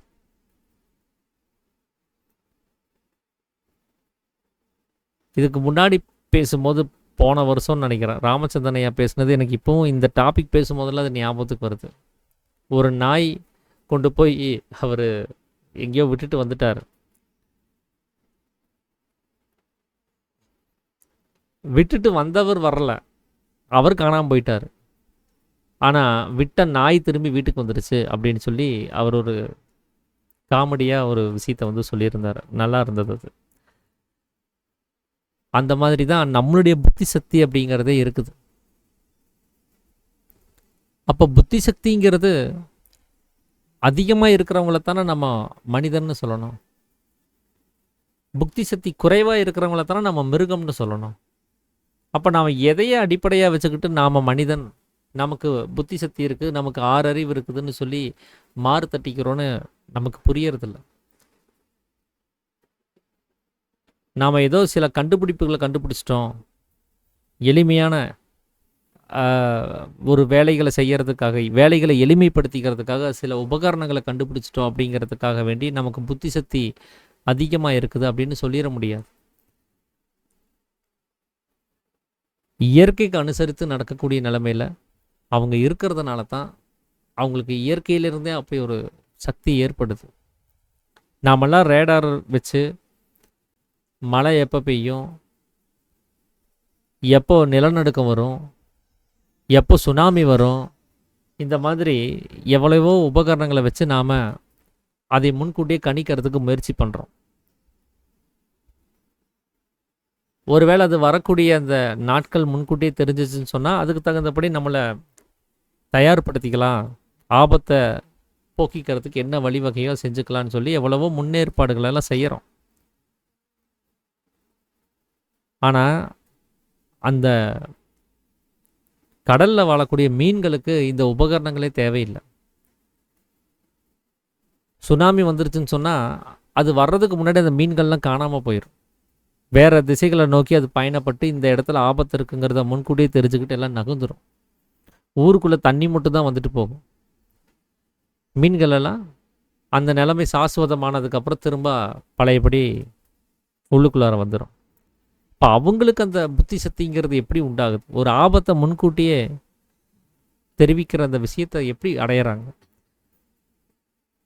ஸோ இதெல்லாம் நம்ம ஆலோசனை செஞ்சு பார்த்தோம் அப்படின்னு சொன்னால் நம்மளால் அந்த புத்திங்கிறது நமக்கு எவ்வளோ குறைவாக இருக்குங்கிறத புரிஞ்சுக்க முடியும். அதனால தான் சாமி அவ்வளோ உறுதியாக சொல்கிறார், எந்த ஒரு காரணத்தை கொண்டு நமக்கு விசேஷ புத்தி உண்டு என்று நிரூபிக்க முடியாது அப்படிங்கிறார். அப்போ விசேஷ புத்தி இல்லை அப்படிங்கிறத நிரூபிச்சிட்டோம் அப்படின்னு சொன்னால் அப்போ நம்மளை மனிதன் இல்லை, நம்ம மிருகம்னு ஒத்துக்கிட்டு தான் ஆகணும். அப்போ மற்றவங்களை என்ன பண்ணணும் அப்படின்னா அவங்களத்தான் மனிதன் அபிமானிக்கணும். ஏன்னா விசேஷ புத்தி இருந்தால் மனிதன்னு நாம தான் சொல்லிகிட்ருக்குறோம். அப்போ விசேஷ புத்தி உள்ளவங்களைத்தான் நம்ம மனிதன்னு சொல்லணும். இப்போ நம்மை தவிர மற்றது எல்லா மிருகங்களுக்குமே அந்த விசேஷ புத்திங்கிறது இருக்கவே செய்யுது. ஸோ எதனால் அவங்களுக்கு அந்த விசேஷ புத்திங்கிறது கிடச்சது? ஏன் அவங்களுக்கு இந்த விசேஷ புத்தியானது நம்மளை விட அதிகமாகவே கிடச்சிருக்குது அப்படிங்கிறதையும் நாம் இங்கே புரிஞ்சுக்கணும். ஏன்னா அறிவு அப்படிங்கிறது தான் இங்கே வித்தியாசப்படுது. அறிவு அப்படிங்கிறது என்ன அப்படின்னா சாமி முதல் அத்தியாயத்திலே சொல்லியிருக்கிறார், எதெல்லாம் அறிகிறோமோ அதெல்லாம் அறிவு கிடையாது. அறிவிப்பது எதுவோ, நாம் அறிவதற்கு எது காரணமாக இருக்குதோ அதுதான் அறிவுங்கிறது. இந்த ஜீவசக்தியான வாயு இந்த கண்கள் மூலமாக பிரவேசிக்கலை அப்படின்னு சொன்னால் கண்கள்னால பார்க்க முடியாது, கண்கள்னால எதையுமே அறிய முடியாது. இந்த ஜீவசக்தியான வாயு காதின் வழியாக வெளியில் பிரவேசிக்கலை அப்படின்னு சொன்னால் எதையுமே இந்த காதால் கேட்க முடியாது. அப்படிதான் மூக்கின் வழியாக பிரவேசிக்கும் போது அது முகந்தறியுது, நாவின் வழியாக பிரவேசிக்கும் போது சுவைத்தறியுது, தோலின் வழியாக பிரவேசிக்கும் போது தொட்டறியுது. அப்போ இந்த அவயங்களுக்கெல்லாம் இந்த ஜீவசக்தியான வாயுவினுடைய நடமாட்டம் தான் இந்த அவயங்களெல்லாம் அறிவதற்கு ஒரு காரணமாக இருக்குது. இந்த அவயங்கள் வழியாக ஜீவசக்தியான வாயு பிரவேசிக்காத, அந்த போக்குவரத்து நடக்காத சமயம்லாம் பாருங்கள், இவங்களால எதுவுமே செய்ய முடியாது. இப்போ தூங்கிட்டு இருக்கிறோம், நம்மளுடைய ஜீவசக்தியான வாயு உள்ளுக்குள்ளாரையே மேலும் கீழும் கதாகதம் செய்து அது வெளியில் வரலை. அதனால் பாருங்கள் நமக்கு காது கேட்கறது கிடையாது. பக்கத்தில் இருக்கிறவங்க யாராவது நம்ம மேலே காலை தூக்கி போட்டால் நமக்கு தெரியறது கிடையாது. ஏதாவது சுற்றி ஏதாவது வாசனை வந்தாலும் நமக்கு தெரியறது கிடையாது. அந்த புழு கஞ்சி யாராவது எடுத்துகிட்டு வந்து வாயில் ஊற்றினா கூட அதனுடைய டேஸ்ட் என்னன்னு கூட தெரியாமல் நாம் பாட்டுக்கு முழுங்கிடுறோம். இப்போ இதெல்லாம் அறிவிக்கிறது எப்போ அப்படின்னா இந்த வாயு இந்த புலன்கள் வழியாக வெளியில் வியாபிக்கும் போது மட்டும்தான் இந்த அவயங்களுக்கெல்லாம் அறிவதற்கான ஒரு அருகதையே உண்டாகுது. செத்துப்போன பிணத்திற்கும் இந்த அவயங்கள் இருக்குது. கண் இருக்குது, காது இருக்குது, மூக்கு இருக்குது, வாய் இருக்குது, தோல் இருக்குது. ஆனால் எதையும் அறிய முடியல. ஏன்னா ஜீவசக்தியான வாயுவே இல்லை அந்த உடம்புல. அப்போ இந்த ஜீவசக்தியான வாயு தான் அறிவதற்கு காரணமாக இருக்குது. அதுதான் அறிவாக இருக்குது. அப்போ அறிவாக இருக்கக்கூடிய வஸ்து வாயு அப்படின்னு முதல் அத்தியாயத்திலே சாமி சொல்லியிருந்தார். இந்த வாயுவாக இருக்கக்கூடிய அந்த ஜீவசக்தியான வாயு அந்த அறிவாக இருக்கக்கூடிய ஜீவசக்தியான வாயு மற்ற மிருகங்களுக்கு அந்த சுவாசகதி வித்தியாசமாக இருக்குது. நம்மளுக்கு அந்த சுவாசகதி வித்தியாசமாக இருக்குது. அதுதான் காரணம். அவங்களுடைய சுவாசகதி உள்ளுக்குள்ளாரே மேலும் கீழும் நடந்துக்கிட்டே இருக்குது. ஏககதியாகவே இருக்குது. ஒரே கதியாக இருக்குது. நம்மளுக்கு அது பின்ன கதியாக இருக்குது. உள்ளாரையும் வெளியிலையும் மாறி மாறி போயிட்டு வரக்கூடிய கதியாக இருக்குது. ஸோ இந்த சுவாசகதியானது அவங்களுக்கு சதா காலமுமே பகல்லையும் சரி ராத்திரிலையும் சரி ஒரே மாதிரி நடந்துட்டுருக்குது. அவங்களுக்கு எந்த வித்தியாசமும் கிடையாது. அதனால தான் அவங்க தூக்கத்தில் கூட ஜாக்கிரதையாக இருப்பாங்க. நாய் சும்மா தூங்கிட்டு இருக்கோம், நல்லா தூங்கிட்டு இருக்குதுன்னு நாம் நினச்சிட்ருப்போம். ஆனால் ஒரு சின்ன சவுண்டு கேட்டுச்சுன்னா உடனே முழிச்சு அது யாருன்னு பார்க்கும். அவ்வளோ ஜாக்கிரதை தன்மை அந்த நாய்க்குள்ளார இருக்கும். நாய் மட்டும் இல்லை, எல்லா மிருகாதிகளுக்குள்ளாரே அந்த ஜாக்கிரதை தன்மை இருக்கும். எத்தனையோ பறவைகளை கவனித்து பாருங்கள், எத்தனையோ மிருகங்களை கவனித்து பாருங்கள், மரத்து மேலே தூங்கும். நாம் கட்டிலில் தூங்கினாலே உருண்டி கீழே விழுந்துடுறோம். அந்த அளவுக்கு அஜாக்கிரதையில் தான் நம்ம தூங்குறோம். ஆனால் அவங்க மரத்தினுடைய கிளையை பிடிச்சிக்கிட்டே தூங்குறாங்க. தூக்கத்தில் கூட அந்த பிடிப்பை விடாமல் தூங்குறாங்க. அப்போ அந்த ஜாக்கிரதை தன்மை எவ்வளோ ஆழமாக இருக்கும்னு கவனித்து பாருங்கள். பகலில் இருக்கக்கூடிய அதே ஜாக்கிரதை தன்மை அவங்களுக்கு இரவுலையும் இருக்கவே செய்யுது. முழிச்சிட்டு இருக்கும்போது இருக்கக்கூடிய ஜாக்கிரதை தன்மை அவங்களுடைய நித்திரை சமயத்துலையும் இருக்கவே செய்யுது. அதனால தான் அவங்களுக்கு ஒரே வகையான கதி ஓடுதுன்னு சாமி சொல்கிறார். ஆனால் நம்மளுக்கு அந்த ஜாக்கிரதை நிலைமைங்கிறது மாறி இருக்குது. பகலில் உள் வெளி சுவாசமாக இருக்குது, ராத்திரியில் மேல் கீழ் சுவாசமாக இருக்குது. இந்த கதியினுடைய மாற்றம் இருக்கிறதுனால தான் நமக்கு இந்த விசேஷ புத்தியானது இல்லாமல் போகிறதுக்கு காரணம். எப்போ நம்மளுடைய சுவாசமும் ஏககதியாக நமக்கு ராத்திரி தூங்கக்கூடிய சமயத்தில் வரக்கூடிய கதியே நமக்கு பகலையும் வருதோ அப்பொழுது மட்டும்தான் இந்த விசேஷ புத்திங்கிற பிரச்சனை சால்வ் ஆகும். நமக்கும் விசேஷ புத்தியானது வர்றதுக்கு ஒரு வாய்ப்பு கிடைக்கும். அவங்க அந்த வாயுவினுடைய அந்த போக்குவரத்துனால தான், அந்த உள் சுவாசத்தினால தான், அவங்களுக்கு இயல்பாகவே அது நடக்கிறதுனால தான் அவங்க யோசிச்சாங்கன்னா உடனே எங்கேருந்து புறப்பட்டோன்னு அவங்களுக்கு தெரிஞ்சிருது. அந்த மோப்ப சக்தியால் உணர்ந்து அவங்க புறப்பட்ட இடத்துக்கு திரும்பி வர்றாங்க. நம்மளுக்கு அது பின்னகதியாக இருக்கிறதுனால தான் நம்மளால் புறப்பட்ட இடத்துக்கு திரும்பி வர முடியறதில்ல. இந்த பின்னகதினால் கிடைக்கக்கூடிய இன்னொரு பிரச்சனை என்ன அப்படின்னு சொன்னால், இந்த விசேஷ புத்தி இல்லாமல் போகிறது மட்டும் கிடையாது. இங்கே ராகத்வேஷம்னு சொல்லக்கூடிய இருமைத்தன்மையும் நமக்குள்ளார ஏற்படுது. சுயநலம்ங்கிறது அதிக அளவில் ஏற்படுது. இது என்னுடைய சொத்து, இது என்னுடைய மகனுக்கு தான் போகணும், என்னுடைய மகளுக்கு தான் போகணும், அவன் அந்நியன், அவனை எல்லாம் கொடுக்கக்கூடாது, இவனுக்கு தான் கொடுக்கணும், நாம் நல்லா இருந்தால் போதும், அவன் எப்படியோ போகட்டும் அப்படிங்கிற அந்த எண்ண வித்தியாசங்களெல்லாம் ஏற்படுறதுக்கு காரணம் இந்த வாயுவினுடைய நடமாட்டம் தான். அது பின்னகதியாக நடக்கிறதுனால தான். அது அகங்காரத்தை அதிக அளவில் விஸ்தாரப்படுத்துது. மற்ற உயிரினங்களுக்கு அகங்காரம் இல்லையான்னு கேட்டால் இருக்குது. ஆனால் அது நம்ம அளவுக்கு விஸ்தாரமாக கிடையாது. அந்த அகங்காரத்தை தன்னுடைய தேவைக்கு உபயோகப்படுத்திட்டு அது விட்டுருது. ஆனால் நம்ம அந்த அகங்காரத்தை கடைசி வரைக்கும் கெட்டியாக பிடிச்சிக்கிட்டே இருக்கிறோம். அகங்காரத்தை தவிர்த்து வேற எதையுமே நம்ம பிடிக்கிறது கிடையாது. அதனால தான் இங்கே நமக்கு நம்மளையே அறிய முடிய மாட்டேங்குது, அந்த விசேஷ புத்தியும் கிடைக்க மாட்டேங்குது. எப்போ இந்த பின்னகதியாக ஓடிட்டு இருக்கக்கூடிய சுவாசமானது உள்ளாரையும் வெளியிலையும் மாறி மாறி ஓடிட்டு இருக்கக்கூடிய சுவாசமானது இல்லாமல் அது ஏககதியாக வருதோ, தூக்கத்தில் இருக்கக்கூடிய கதி நமக்கு தூங்காத சமயத்துலையும் எப்போ வருதோ அப்போ மட்டுமே இந்த ஜீவசக்தியான வாயுவாக இருக்கக்கூடிய அறிவாக இருக்கக்கூடிய அந்த வஸ்து அது நமக்குள்ளார நிலை பெறும்போது மட்டுமே நமக்கு அறிவுங்கிறது உண்டாகும். அந்த அறிவிக்கிறதுக்கு தேவையான அந்த வஸ்துவை நம்ம வெளியில் விட்டு தீர்க்கிறதுனால தான் அறியாமைங்கிறத ஏற்படுது. அறிவு உள்ளுக்குள்ளாரே இருந்து, அந்த வஸ்து உள்ளாரே இருந்துச்சுன்னா அறிவு இருக்குதுன்னு அர்த்தம். அந்த ஜீவசக்தியான வாயுவை உள்ளுக்குள்ளாரே நிலைநிறுத்தி வைக்கிறோம் அப்படின்னு சொன்னால் அந்த ஜீவசக்தியான வாயு தான் அறிவு, அது நமக்கு இருக்குதுன்னு அர்த்தம். அதை வெளியில் நசிய வச்சு தீர்த்துட்டு இருக்கிறோம் அப்படின்னு சொன்னால் அறிவு இல்லாமல் போகுதுன்னு அர்த்தம். அதனால தான் நம்ம செய்யக்கூடிய எல்லா செயல்களுமே அறிவில்லாத செயலாகவே இருக்குது. அறிவில்லாத நிலைமையை தான் அறியாமை அப்படின்னு சொல்கிறோம். அந்த அறியாமையினால தான் நம்மளையும் பற்றி தெரிஞ்சுக்க முடியறதில்ல, இந்த விசேஷ புத்தி இல்லாமல் போகிறதுக்கு காரணமாகுது. எப்போ இந்த அறிவாக இருக்கக்கூடிய வாயு அவனவனுக்குள்ளார அடங்குதோ அப்பொழுது மட்டுமே தான் நாம் விசேஷ புத்தி உள்ளவர்களாகும். அப்போ மட்டும்தான் நம்ம மனிதன்னு சொல்ல முடியும்.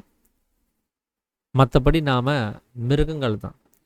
அதனால தான் ஒரு மனிதன் அப்படின்னு சொல்லக்கூடியது ஒரு தனிப்பட்ட சிருஷ்டி கிடையாது. அது நம்மளுடைய தொழிலை கொண்டு நாம் அதை சரி பண்ண வேண்டியதாக இருக்குது. யார் ஒருத்தர் மிருகமாக பிறந்து மனிதனாக தன்னை உயர்த்தி கொள்ளுகிறார்களோ அவங்களுக்கே மோட்சம்னு சொல்லப்படுறது. அப்போ நாம் நம்மளுடைய அந்த அர்த்தங்களே இங்கே வேறையாக இருக்குது. நம்மளுடைய புரிதல்களே வேறையாக இருக்குது. நம்மளை பற்றி நாம் புரிஞ்சு வச்சுருக்கக்கூடிய அடையாளங்களே வேறையாக இருக்குது. அப்போ நம்மளையே சரியாக புரிஞ்சுக்கலன்னு சொன்னால் வெளியில் இருக்கக்கூடிய தோற்றத்தை பார்த்துட்டு இதெல்லாம் வித்தியாசமாக இருக்குதுன்னு சொல்கிறதுல ஒரு அர்த்தமும் கிடையாது. முதல்ல நாம் யாருன்னு தெரிஞ்சாதான் இந்த வித்தியாசமான தோற்றமும் நசிஞ்சு போகும். அதுக்கு தான் நாம் யாருன்னு முதல்ல பார்க்கணுன்னு சொல்கிறாங்க. அப்போ சீடன் கேட்டது என்ன? நம்மளிலிருந்து வெளியில் வரக்கூடிய அந்த தன்மை ஏன் ஒரே மாதிரி இல்லை அப்படின்னா, அந்த அகங்காரம் இருக்கிறதுனால தான் இது வெவ்வேறு விதமான தோற்றத்தை ஏற்படுத்துது. இந்த ராகத்வேஷம் இருக்கிறதுனால தான் அவன் வேற நான் வேறங்கிற எண்ணத்தை அது ஏற்படுத்துது. இப்போ அதனுடைய எண்ணமே அப்படி ஆகிப்போச்சுன்னு சொன்னால் நம்ம பார்க்கக்கூடிய உருவம் என்னவா இருக்கும்? அது அப்படி தான் இருக்கும். ஏன்னா இனி மேல் வரப்போகிற அத்தியாயங்களில் இந்த அத்தியாயத்தினுடைய இறுதியில் சாமி சொல்லுவார், எண்ணங்களே ரூபமாக இருக்கிறது, விசாரமே ரூபம்னு. அப்போ நாம் அவன் வேற நான் வேறங்கிற எண்ணத்திலே நான் இருக்கிறேன். அப்போ அதனுடைய ரூபமும் அப்படி தான் இருக்கும். அது வேறையாக இருக்கும், நான் வேறையாக இருப்பேன். அப்போ நாம் பார்க்கக்கூடிய இந்த பிரதிபலிப்புங்கிறது உண்மையிலேயே அது ஒரு காணல் நீர் மாதிரி. அது ஒன்றுமே இல்லாததாக இருந்தால் கூட அது இருக்கிறதாக எண்ண வேண்டியதாக இருக்குது. அந்த தோற்றம் வித்தியாசப்படுறதுக்கு காரணம் அவனவனுக்குள்ளார இருக்கக்கூடிய அந்த வாயுவினுடைய நிலைமை தான் அது. ஸோ அதை சரி பண்ணும்போது தான் இந்த வித்தியாசங்கிறது நீங்கி போகும். இந்த ஜீவசக்தியான வாயுவை தன்னிலைப்படுத்தாமல் அதை வெளியிலேயே வியாபிக்க வச்சு பின்னகதியாகவே வச்சிருந்து ராகத்வேஷத்தோடையே நாம் இருந்தோம்னு சொன்னால் நிச்சயமாக நம்ம வெளியில் பார்க்கக்கூடிய எல்லாமே வித்தியாசமாகத்தான் இருக்கும். வேற வேற தோற்றத்தில் தான் இருக்கும். எப்போ இந்த பிரச்சனை சால்வ் ஆகுதோ அப்போ எல்லாமே ஒரே தோற்றத்துக்கு வந்துடும். எல்லாமே நாம தாங்கிறத நம்ம புரிஞ்சுக்க முடியும். நம்மளுடைய பிரதிபலிப்பு தாங்கிறத நம்மளால் தெரிஞ்சுக்க முடியும். ஸோ அதனால் இந்த தோற்ற வித்தியாசத்துக்கு காரணம் அவனவனுக்குள்ளார இருக்கக்கூடிய கதியினுடைய வித்தியாசம்தான்.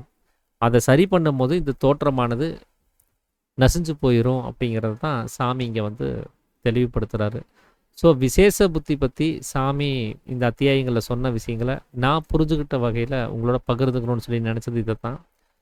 வேறு யாராவது ஏதாவது விஷயங்களை பகிர்ந்துக்கிறதா தான் பகிர்ந்துக்கலாங்கய்யா. அனைவருக்கும் ஆத்ம நமஸ்காரம். அனைவருக்கும் ஆத்ம நமஸ்காரங்கய்யா. ஐயா சுப்பிரமணியம் ஐயா.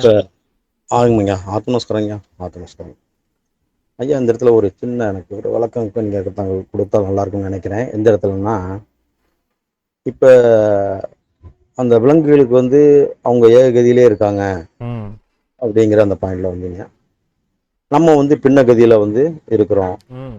அதோடு நம்ம அந்த ராகத்வேஷங்கள், கோபம், தாபம் இதெல்லாம் வந்துடுது. இப்போ இந்த இடத்துல ஒரு நிகழ்ச்சி, அதாவது ஜல்லிக்கட்டு, அந்த மாடு மற்ற நேரங்கள் அது சாப்பிட்டா அமைதியாக தான் இருக்கு. இந்த ஜல்லிக்கட்டு ஏறு திறந்து விடும் பொழுது அது வந்து அந்த ராகத்வேஷம் வந்து பயங்கரமா வந்து குத்தி கீச்சி தூக்கி போட்டுது அந்த ஏறுகளோட காளையர்களை. அப்ப இந்த இடத்துல வந்து அதனுடைய அந்த ஏககதி வந்து துண்டிக்காதா, அல்லது இது எந்த விதத்தில் நாம் எந்த அக்கௌண்ட்ல எடுத்துக்கிறது அப்படிங்கறது கொஞ்சம் விளக்கம் கொடுங்கய்யா ப்ளீஸ். இப்போ அதுக்கு ஒரு ஆபத்து நேரிடுது அப்படிங்கிற பட்சத்துல எல்லா உயிரினமும் தன்னைத்தானே பாதுகாக்கிறதுக்கு அந்த ஒரு பலத்தை காமிக்கவே செய்யும். அது எந்த ஒரு உயிரினமா இருந்தாலும் சரி, அதுக்கு அது விளையாட்டுன்னு கூட அதுக்கு தெரிய வேண்டியதில்லை. ஆனா எதிரில் அத்தனை பேர் இருக்கிறத பார்க்கும்போது எல்லாருமே தன்னை நோக்கி வர்றாங்க, தன்னை பிடிக்க வர்றாங்கங்கிறப்போ அந்த மாட்டினுடைய கவனம் என்னவா இருக்கும்? மாட்டின் கவனம் வந்து நம்மளை யாரும் கொன்றக்கூடாது, இல்லை நம்மளை யாரும் நம்மள தாக்கிடக்கூடாது, நாம எஸ். தப்பிக்கணுங்கிற எண்ணத்துல தான் அது இருக்கும். ம் ஸோ அதுக்கு தான் அது சீருதே தவிர, அதுக்கு தான் எல்லாத்தையும் கிழிச்சு வீசுதே தவிர, அது நீங்க ம் சும்மா இருந்தீங்கன்னா நீங்களும் சும்மா போய் பக்கத்தால் நின்றுக்கலாம். மற்ற ம் ம் நாட்கள்ல இந்த கூட்டமெல்லாம் அங்கே இருக்கிறது இல்ல, இந்த ஒரு செட்டப் எல்லாம் இருக்கிறது இல்ல, யாரும் ம் ஆக்ரோஷமா போய் அந்த கொம்பை பிடிக்கணும்ட்டு போறது கிடையாது. ஸோ ம் அதுக்கு ஒரு ஆபத்து நேரிடுதுன்னு அது ஒரு எண்ணத்துல இருக்கிறதுனால தான் அது இந்த மாதிரி அது ரியாக்ட் பண்ண வேண்டியதா இருக்குது. அது எல்லா உயிரினத்துக்குமே, ஒரு சின்ன எறும்பு கூட பாருங்க, நீங்க குறுக்கால போய் காலை வச்சீங்கன்னு சொன்னா அது தன்னை ம். காப்பாத்திக்கிறது கடிக்கவே செய்யுது இல்லையா? ஆமாங்க ஆமாங்க ஆமாம். அது எல்லா உயிரினத்துக்கும் தன்னை பாதுகாத்துக்கணுங்கிற எண்ணம் இருக்குது. Self defence. ஆமா. அதைத்தான் அது யூஸ் பண்ணுதே தவிர, நாம நல்லா இருக்கக்கூடாதுங்கிற எண்ணத்துல அது செய்யல. நாம அதை தொந்தரவு சரி. பண்றோம், அதுக்கு பதில் ரியாக்ஷன் அது கொடுக்குது. இல்லை நாம அதை வாஸ்தவம் தாங்க தொந்தரவு பண்ணலைன்னா அது பாட்டுக்கு அதோட வேலையில தான் பேசாம இருக்கும். அது சிங்கம், புலி, கரடி எல்லாமே அப்படிதான். ஆமாங்க ஆமாம். ரைட்டு. அந்த அந்த ஜல்லிக்கட்டு கால நேரத்தில் கூட ஒரு தடவை குத்தி தூக்கி போட்டுச்சு, அவன் கீழே படுத்துட்டான், இல்லை அவன் இல்ல, எலும்பெல்லாம் அவன் தின்னாக்கா அதுக்கு ஒரு மேலே சில படுத்து இதெல்லாம் பாருங்க, அவன் சரண்டர் ஆயிட்டான்னு வச்சுக்கோங்க, கீழே ஆ உளுந்து ஆமாம் சரண்டர் ஆயிட்டான்னா அது விட்டுட்டு ஆமாம் போயிடும். ஆமாங்க ஆமாங்க ஆமாங்க அந்த பாயிண்ட் தான் சொல்ல வந்தேன். ஆமா கரெக்ட். ஆமா. ஒரு சிலர் ஜூல விழுந்த வீடியோலாம் நான் பார்த்துருக்கிறேன். ஜூக்குள்ளார கீழே புலி இருக்கும், அதுல தவறி விழுந்துருவாங்க. ம் ஆனா இவங்க எதுவும் பண்ண மாட்டாங்கன்னு தெரிஞ்சுன்னா அது பாட்டுக்கு பேசாம போயிடும். போயிடும். அவங்கள இது வாலண்டியரா அட்டாக் பண்றது கிடையாது. அந்த புலிக்கு பயம் வந்துடக்கூடாது, இவன் அட்டாக் பண்ணிடுவாங்கிற பயம் வந்துருச்சுன்னா அது ஆமாம் தாக்க ஆரம்பிச்சிடும். அதுக்கு தான் சாமி ஆம் என்ன சொல்றாருன்னா, நாம பயக்க கூடாது. நாம ம் பயந்தோம்னா நம்மளுடைய பயத்தை அது என்னவா கவனிக்கும்னா, எப்படி எல்லா ம் உயிரினத்துக்குமே அந்த பயம்னு வந்தா செல்ஃப் டிஃபென்ஸை எடுத்துக்குதோ, அந்த மாதிரி ஒரு ம் மனிதன் நம்மளை பார்த்து பயந்தான் அப்படின்னு சொன்னா அவனும் செல்ஃப் ம் டிஃபென்ஸுக்காக நம்மளை என்ன வேணாலும் பண்ணுவான். தன்னை ம் காப்பாத்திக்கிறதுக்கு நம்மளை அவன் எந்த எக்ஸ்ட்ரீமுக்கு வேணாலும் போய் நம்மளை தாக்குவான் அப்படிங்கிற எண்ணம் உடனே அந்த ஏற்- உயிரினங்களுக்கு ஏற்பட்டுருது. அப்போ ஏற்பட்டுருது. பயந்துட்டான் அப்படின்னு சொன்னா அடுத்தது இவன் செல்ஃப் டிஃபென்ஸுக்காக நம்மளை ம் அட்டாக் பண்ணிடுவான். அதுக்கு ம் முன்னாடி ம் நாம அட்டாக் பண்ணுவோங்கிற எண்ணத்துல தான் அது தாக்குது. நீங்க வந்துடுது. பயப்படாம இருந்தீங்கன்னா அவங்களுக்கு அந்த பிரச்சனை கிடையாது. அவன் பயப்படலை, அவன் செல்ஃப் டிஃபென்ஸ் பண்ண மாட்டான், அவனால நமக்கு ஆபத்து இல்லைன்னு இதுவும் அமைதியாக தான் இருக்கும். ஸோ ம் பயம்ங்கிறது நமக்கு ஆன்மீகத்தில் இருக்கிறவங்களுக்கு இருக்கக்கூடாது அப்படிங்கிறத கூட சாமி சொல்லியிருப்பாரு. சரிங்க சரிங்க சரி. ம். ரொம்ப சந்தோஷங்க, ரொம்ப தெளிவுங்க. ஆத்து நமஸ்காரம். ஆத்து நமஸ்காரங்க. ஐயா ஆத்ம நமஸ்காரம். அம்மா சௌந்தரியம்மா ஐயா எனக்கு இந்த லெசன் படிக்கக்குள்ள ஒரு டவுட் வந்துச்சுங்க ஐயா. சொல்லுங்கம்மா. இப்ப மனிதர்களுக்கு தான் மோட்சம் ம் அப்படின்னு சொல்றாங்க இல்லையா? ம் இப்ப இந்த லெசனை பொறுத்த வரைக்கும் மனிதர்கள் நாம கிடையாது. ஆமாம் இது வரைக்கும் நம்ம மிருகங்கள்னு நினைச்சிட்டு இருக்கு, இந்த பறவைகள், மிருகங்கள் அவங்கதான் மனிதர்கள்னு ம் சொல்றாங்க இல்லைங்களா ஐயா? ஆமாம். இப்ப அவங்களுக்கும் அந்த மோட்சம் இருக்குமா, இல்ல பேரளவுல அப்படி ஒரு உதாரணத்துக்காக சொல்றாங்க இல்லை ஐயா? இல்லை, இப்போ அவங்க ஏற்கனவே மோட்சத்தில் தான் இருக்கிறாங்க. ம், அவங்க ம், ஏற்கனவே ஞானத்தில் தான் இருக்கிறாங்க, ஏற்கனவே அவங்கெல்லாம் ஆனந்தத்தில் தான் இருக்கிறாங்க. அவங்களுக்கு ம், யாருக்குமே சிரிப்பும் கிடையாது, அழுகையும் கிடையாது. ம், அவங்க அந்த ம், சமநிலையிலேயே தான் அவங்க தங்களை வச்சிருக்கிறாங்க. ம், ம், ம். அதனால அவங்க அந்த விருப்பு வெறுப்பு இல்லாத அந்த நிலைமையில இருக்கிறதுனால ஸோ அவங்களுக்கு மோட்சம் தேவையில்லை. அவங்க அந்த சமநிலையில் தவறாமல் இருக்கிறதுனால அவங்களுக்கு அவசியம் இல்லை. அறியாமைங்கிறது யாருக்கு இருக்கோ அவனுக்கு தான் ஞானம் வேணும் இல்லைங்களா? ஞானம் அடைகிறதுக்கு தகுதியாக அவன் அறியாமையாக இருக்கணும்னு அர்த்தம். ம், ம், ம். அறிவில்லாதவன் தானே அறிவை தேடி வரணும். ஏற்கனவே கண்டிப்பாங்க ஐயா. எனக்கு அறிவு இருக்குதுன்னா நான் ஏன் அந்த அறிவை தேட போகிறேன்?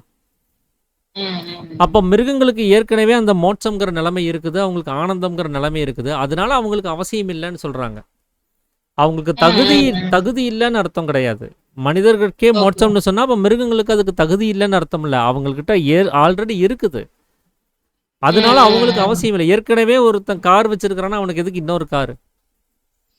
Okay, okay, okay. அப்போ ஏற்கனவே அவங்ககிட்ட ஞானம் இருக்குது, அப்போ அது அவங்களுக்கு அவசியம் இல்லை. அந்த ஞானம் இருக்கிறனால தான் இவ்வளோ விசேஷ புத்தியாக அவங்களால நடந்துக்க முடியுது.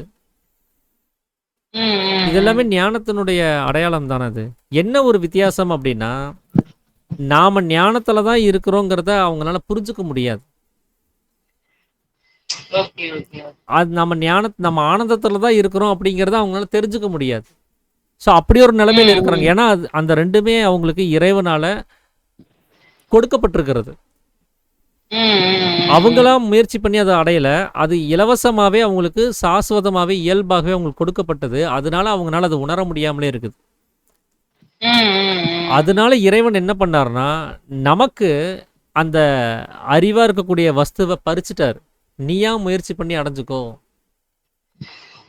அப்படின்னு சொல்லி. இப்போ நாம என்ன பண்ணுவோம், நம்ம முயற்சியில அந்த ஆனந்த நிலைக்கு போகும்போது, நம்மளுடைய முயற்சியில அந்த ஞான நிலைக்கு போகும்போது, நம்மளால உணர்வு நிலையிலேயே ஞானத்துல இருக்க முடியும். உணர்வு நிலையிலேயே அந்த ஆனந்தத்துல இருக்க முடியும்.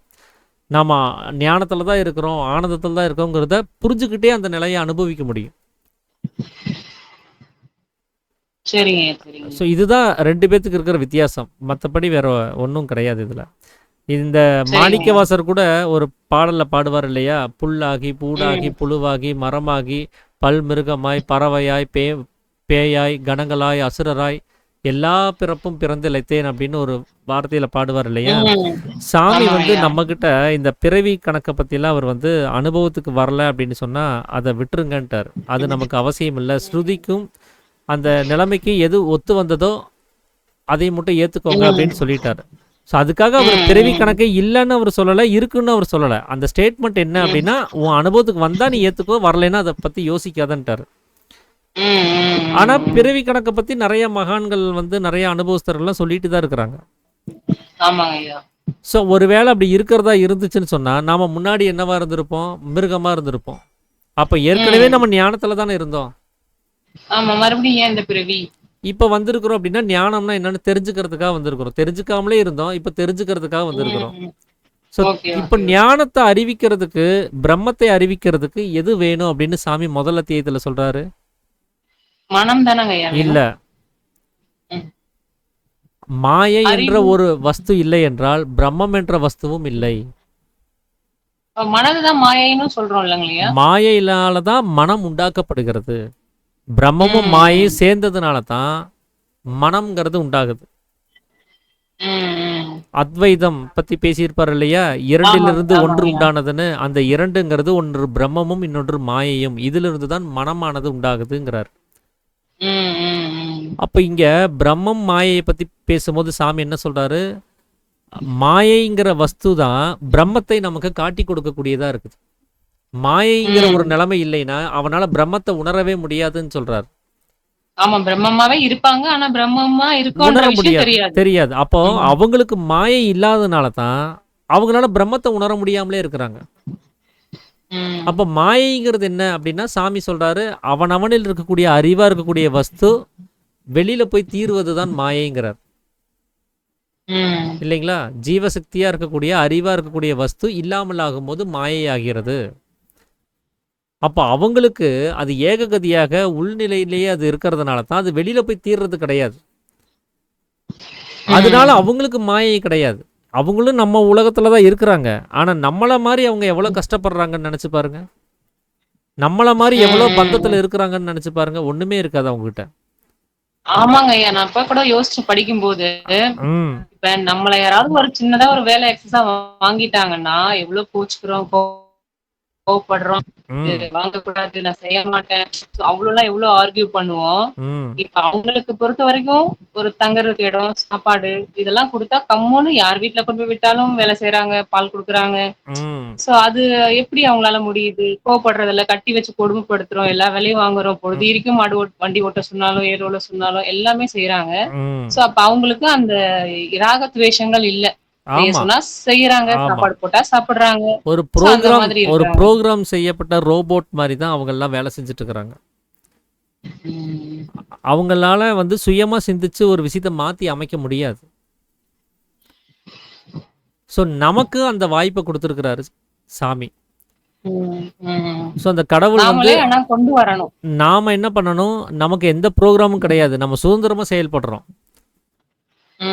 நாம எதை வேணாலும் இங்க மாத்தி அமைக்கிறதுக்கு, நம்மளுடைய நடவடிக்கைகளை எப்ப வேணா மாத்தி அமைக்கிறதுக்கான வழிவகை இருக்குது. நம்மளுடைய சுவாசத்தை நம்மளால மாத்திக்க முடியும், அவங்களால அதை மாத்திக்க முடியாது. அதனால தான் சொன்னேன், அவங்க ப்ரோக்ராம் செய்யப்பட்ட ரோபோட் மாதிரி அவங்க வேலை செய்யறாங்க. இதுதான் இப்படிதான் நீ இருக்கணும்னா அவ்வளவுதான், அந்த 3 நிலைமைகள் தான் உனக்கு அப்படின்னா அவ்வளவுதான். அவங்களுக்கு நித்திரை, மைதுனம், ஆகாரம், இதை தவிர உனக்கு வேற எதுவும் இல்லை அப்படின்னு சொன்னா சரி அப்படின்ட்டு அவங்க பாட்டுக்கு வேலை செஞ்சுக்கிட்டே இருக்கிறாங்க. ஆனா நாம என்ன பண்றோம், இந்த 3 தவிர்த்து அடுத்தது ஆசாபாசங்கள், ராகத்வேஷங்கள் அப்படின்னு சொல்லி எதையோ பண்ணி இப்ப பாருங்க, இந்த உலகத்தினுடைய மொத்த விஷயத்தையும் எவ்வளவு மாத்தி வச்சிருக்கிறோம்னு. ஆமாங்க. நம் மொத்தமா நம் டோட்டலா மாத்தியாச்சுங்கய்யா. நம்மள மாத்திக்கிறத தவிர மீதி எல்லாத்தையுமே நம்ம மாத்தியாச்சு. இனி பாக்கி இருக்கிறது நம்மள மாத்திக்கிறது மட்டும்தான். அது ஒண்ணுதான் இந்த மனித வர்க்கம் அவங்களுக்குள்ளார அதை செய்ய வேண்டியது. அதை மட்டும் செய்யல. மீதி எல்லா உலகத்தினுடைய எல்லா விஷயத்தையுமே மாத்தி அமைக்கிறாங்க. அந்த பூமியினுடைய வெப்பநிலை மாறி போகுது இல்லைங்களா? எவ்வளவோ ஓசோன் படலம் பிரச்சனையாகுது. என்னென்ன பண்ண முடியுமோ எல்லாத்தையுமே மாத்தி அமைக்கிறதுக்கான ஒரு நிலைமையில இவங்க இருக்கிறாங்க. ஆமாங்க. நீரை அதனால கெடுத்தாச்சு. ஆமா. அதனால நிறைய நிலத்தை கெடுத்தாச்சு. அதான் வெளியில போய் நம்ம ஏதாவது ஒரு விஷயத்த மாத்தணும், இயற்கையை மாத்தணும்னு சொன்னா நமக்கு அது ஆபத்துங்கிறது இப்பதான் கொஞ்சம் கொஞ்சமா உணர்ந்துட்டு வர்றாங்க.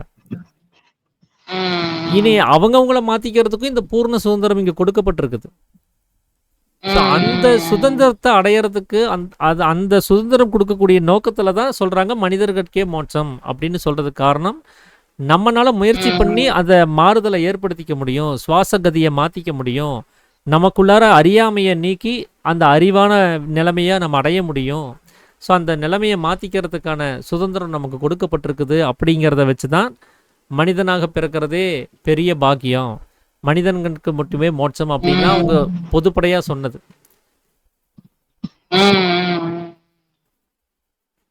எல்லாரும் பிறந்தாலும் எல்லாரும் வாழ்ந்தாலும் நமக்கு மட்டும்தான் அதை சாதிக்கக்கூடிய மனதை அடக்கி உள்ளுக்குள்ள போறக்கூடிய ஒரு தன்மை இருக்கு, நம்ம கிட்ட மட்டும்தான் இருக்கு. அதான் அது அதுலயும் நம்மளால பாருங்க, அவங்களுக்கும் மனம் இருக்குது, அவங்களுக்கும் அகங்காரம் இருக்குது. ஆனா எல்லாமே லிமிட்டேஷனா இருக்குது, எல்லாமே ஒரு ப்ரோக்ராம்குள்ளார இருக்குது. அதை தாண்டி அவங்களால சிந்திக்க முடியாது. அதனாலதான் மனதை உடையவனே மனிதன் அப்படின்னு சொல்றாங்கன்னா, அப்ப அவங்களுக்கும் மனசு இருக்குது. ஏன் அவங்கள அதை சொல்லல அப்படின்னு சொன்னா, இங்க அந்த மனசை சரியா செயல்படுத்திக்கிறதுக்கு அது தெரியணும். அந்த மனதை எந்த வகையை செயல்படுத்தணுங்கிறத புரிஞ்சிருக்கணும். அவன் தான் மனிதன் அப்படிங்கிறத சாமி சொல்றாரு. புரியுதுங்க ஐயா.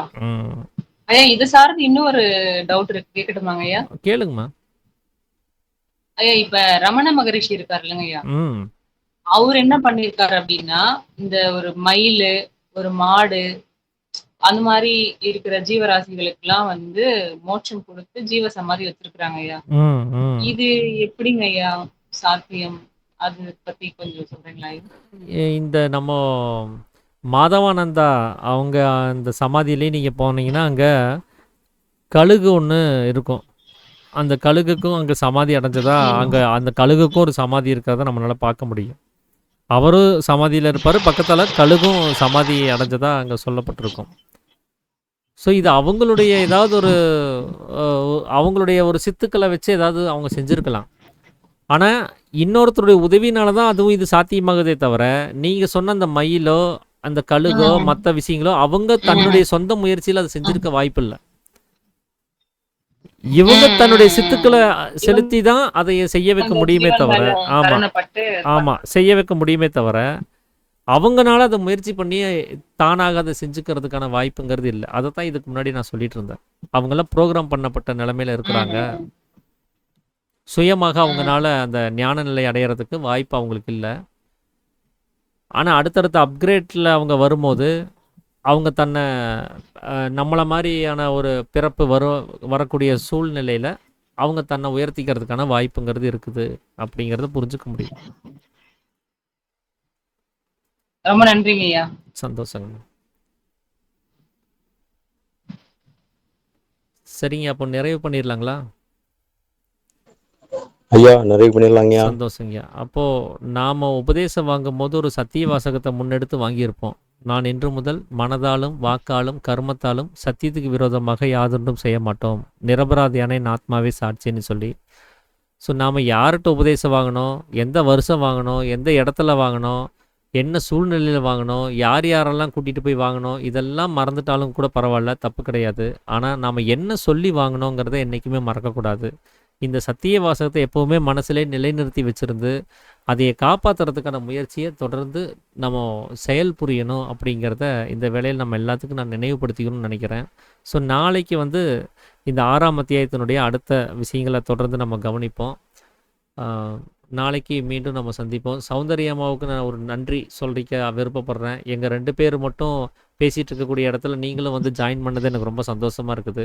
ஸோ முடிஞ்ச அளவுக்கு இதே மாதிரி கூடுதலாக நீங்களும் வந்து பேசினா நல்லா ஐயா இருக்கும்னு நினைக்கிறேங்க. ஐயா நீங்க வராதப்ப நான் கண்டிப்பா வரேங்க ஐயா. ஓகேங்கம்மா, சரிங்கம்மா, சந்தோஷங்கம்மா. சரிங்க, அப்போ நிறைவு பண்ணிக்கலாங்கய்யா. சரிங்க ஐயா. ஆத்ம நமஸ்காரம். நமஸ்காரம். அனைவருக்கும் ஆத்ம நமஸ்காரங்க. அனைவருக்கும் ஆத்ம நமஸ்காரம்.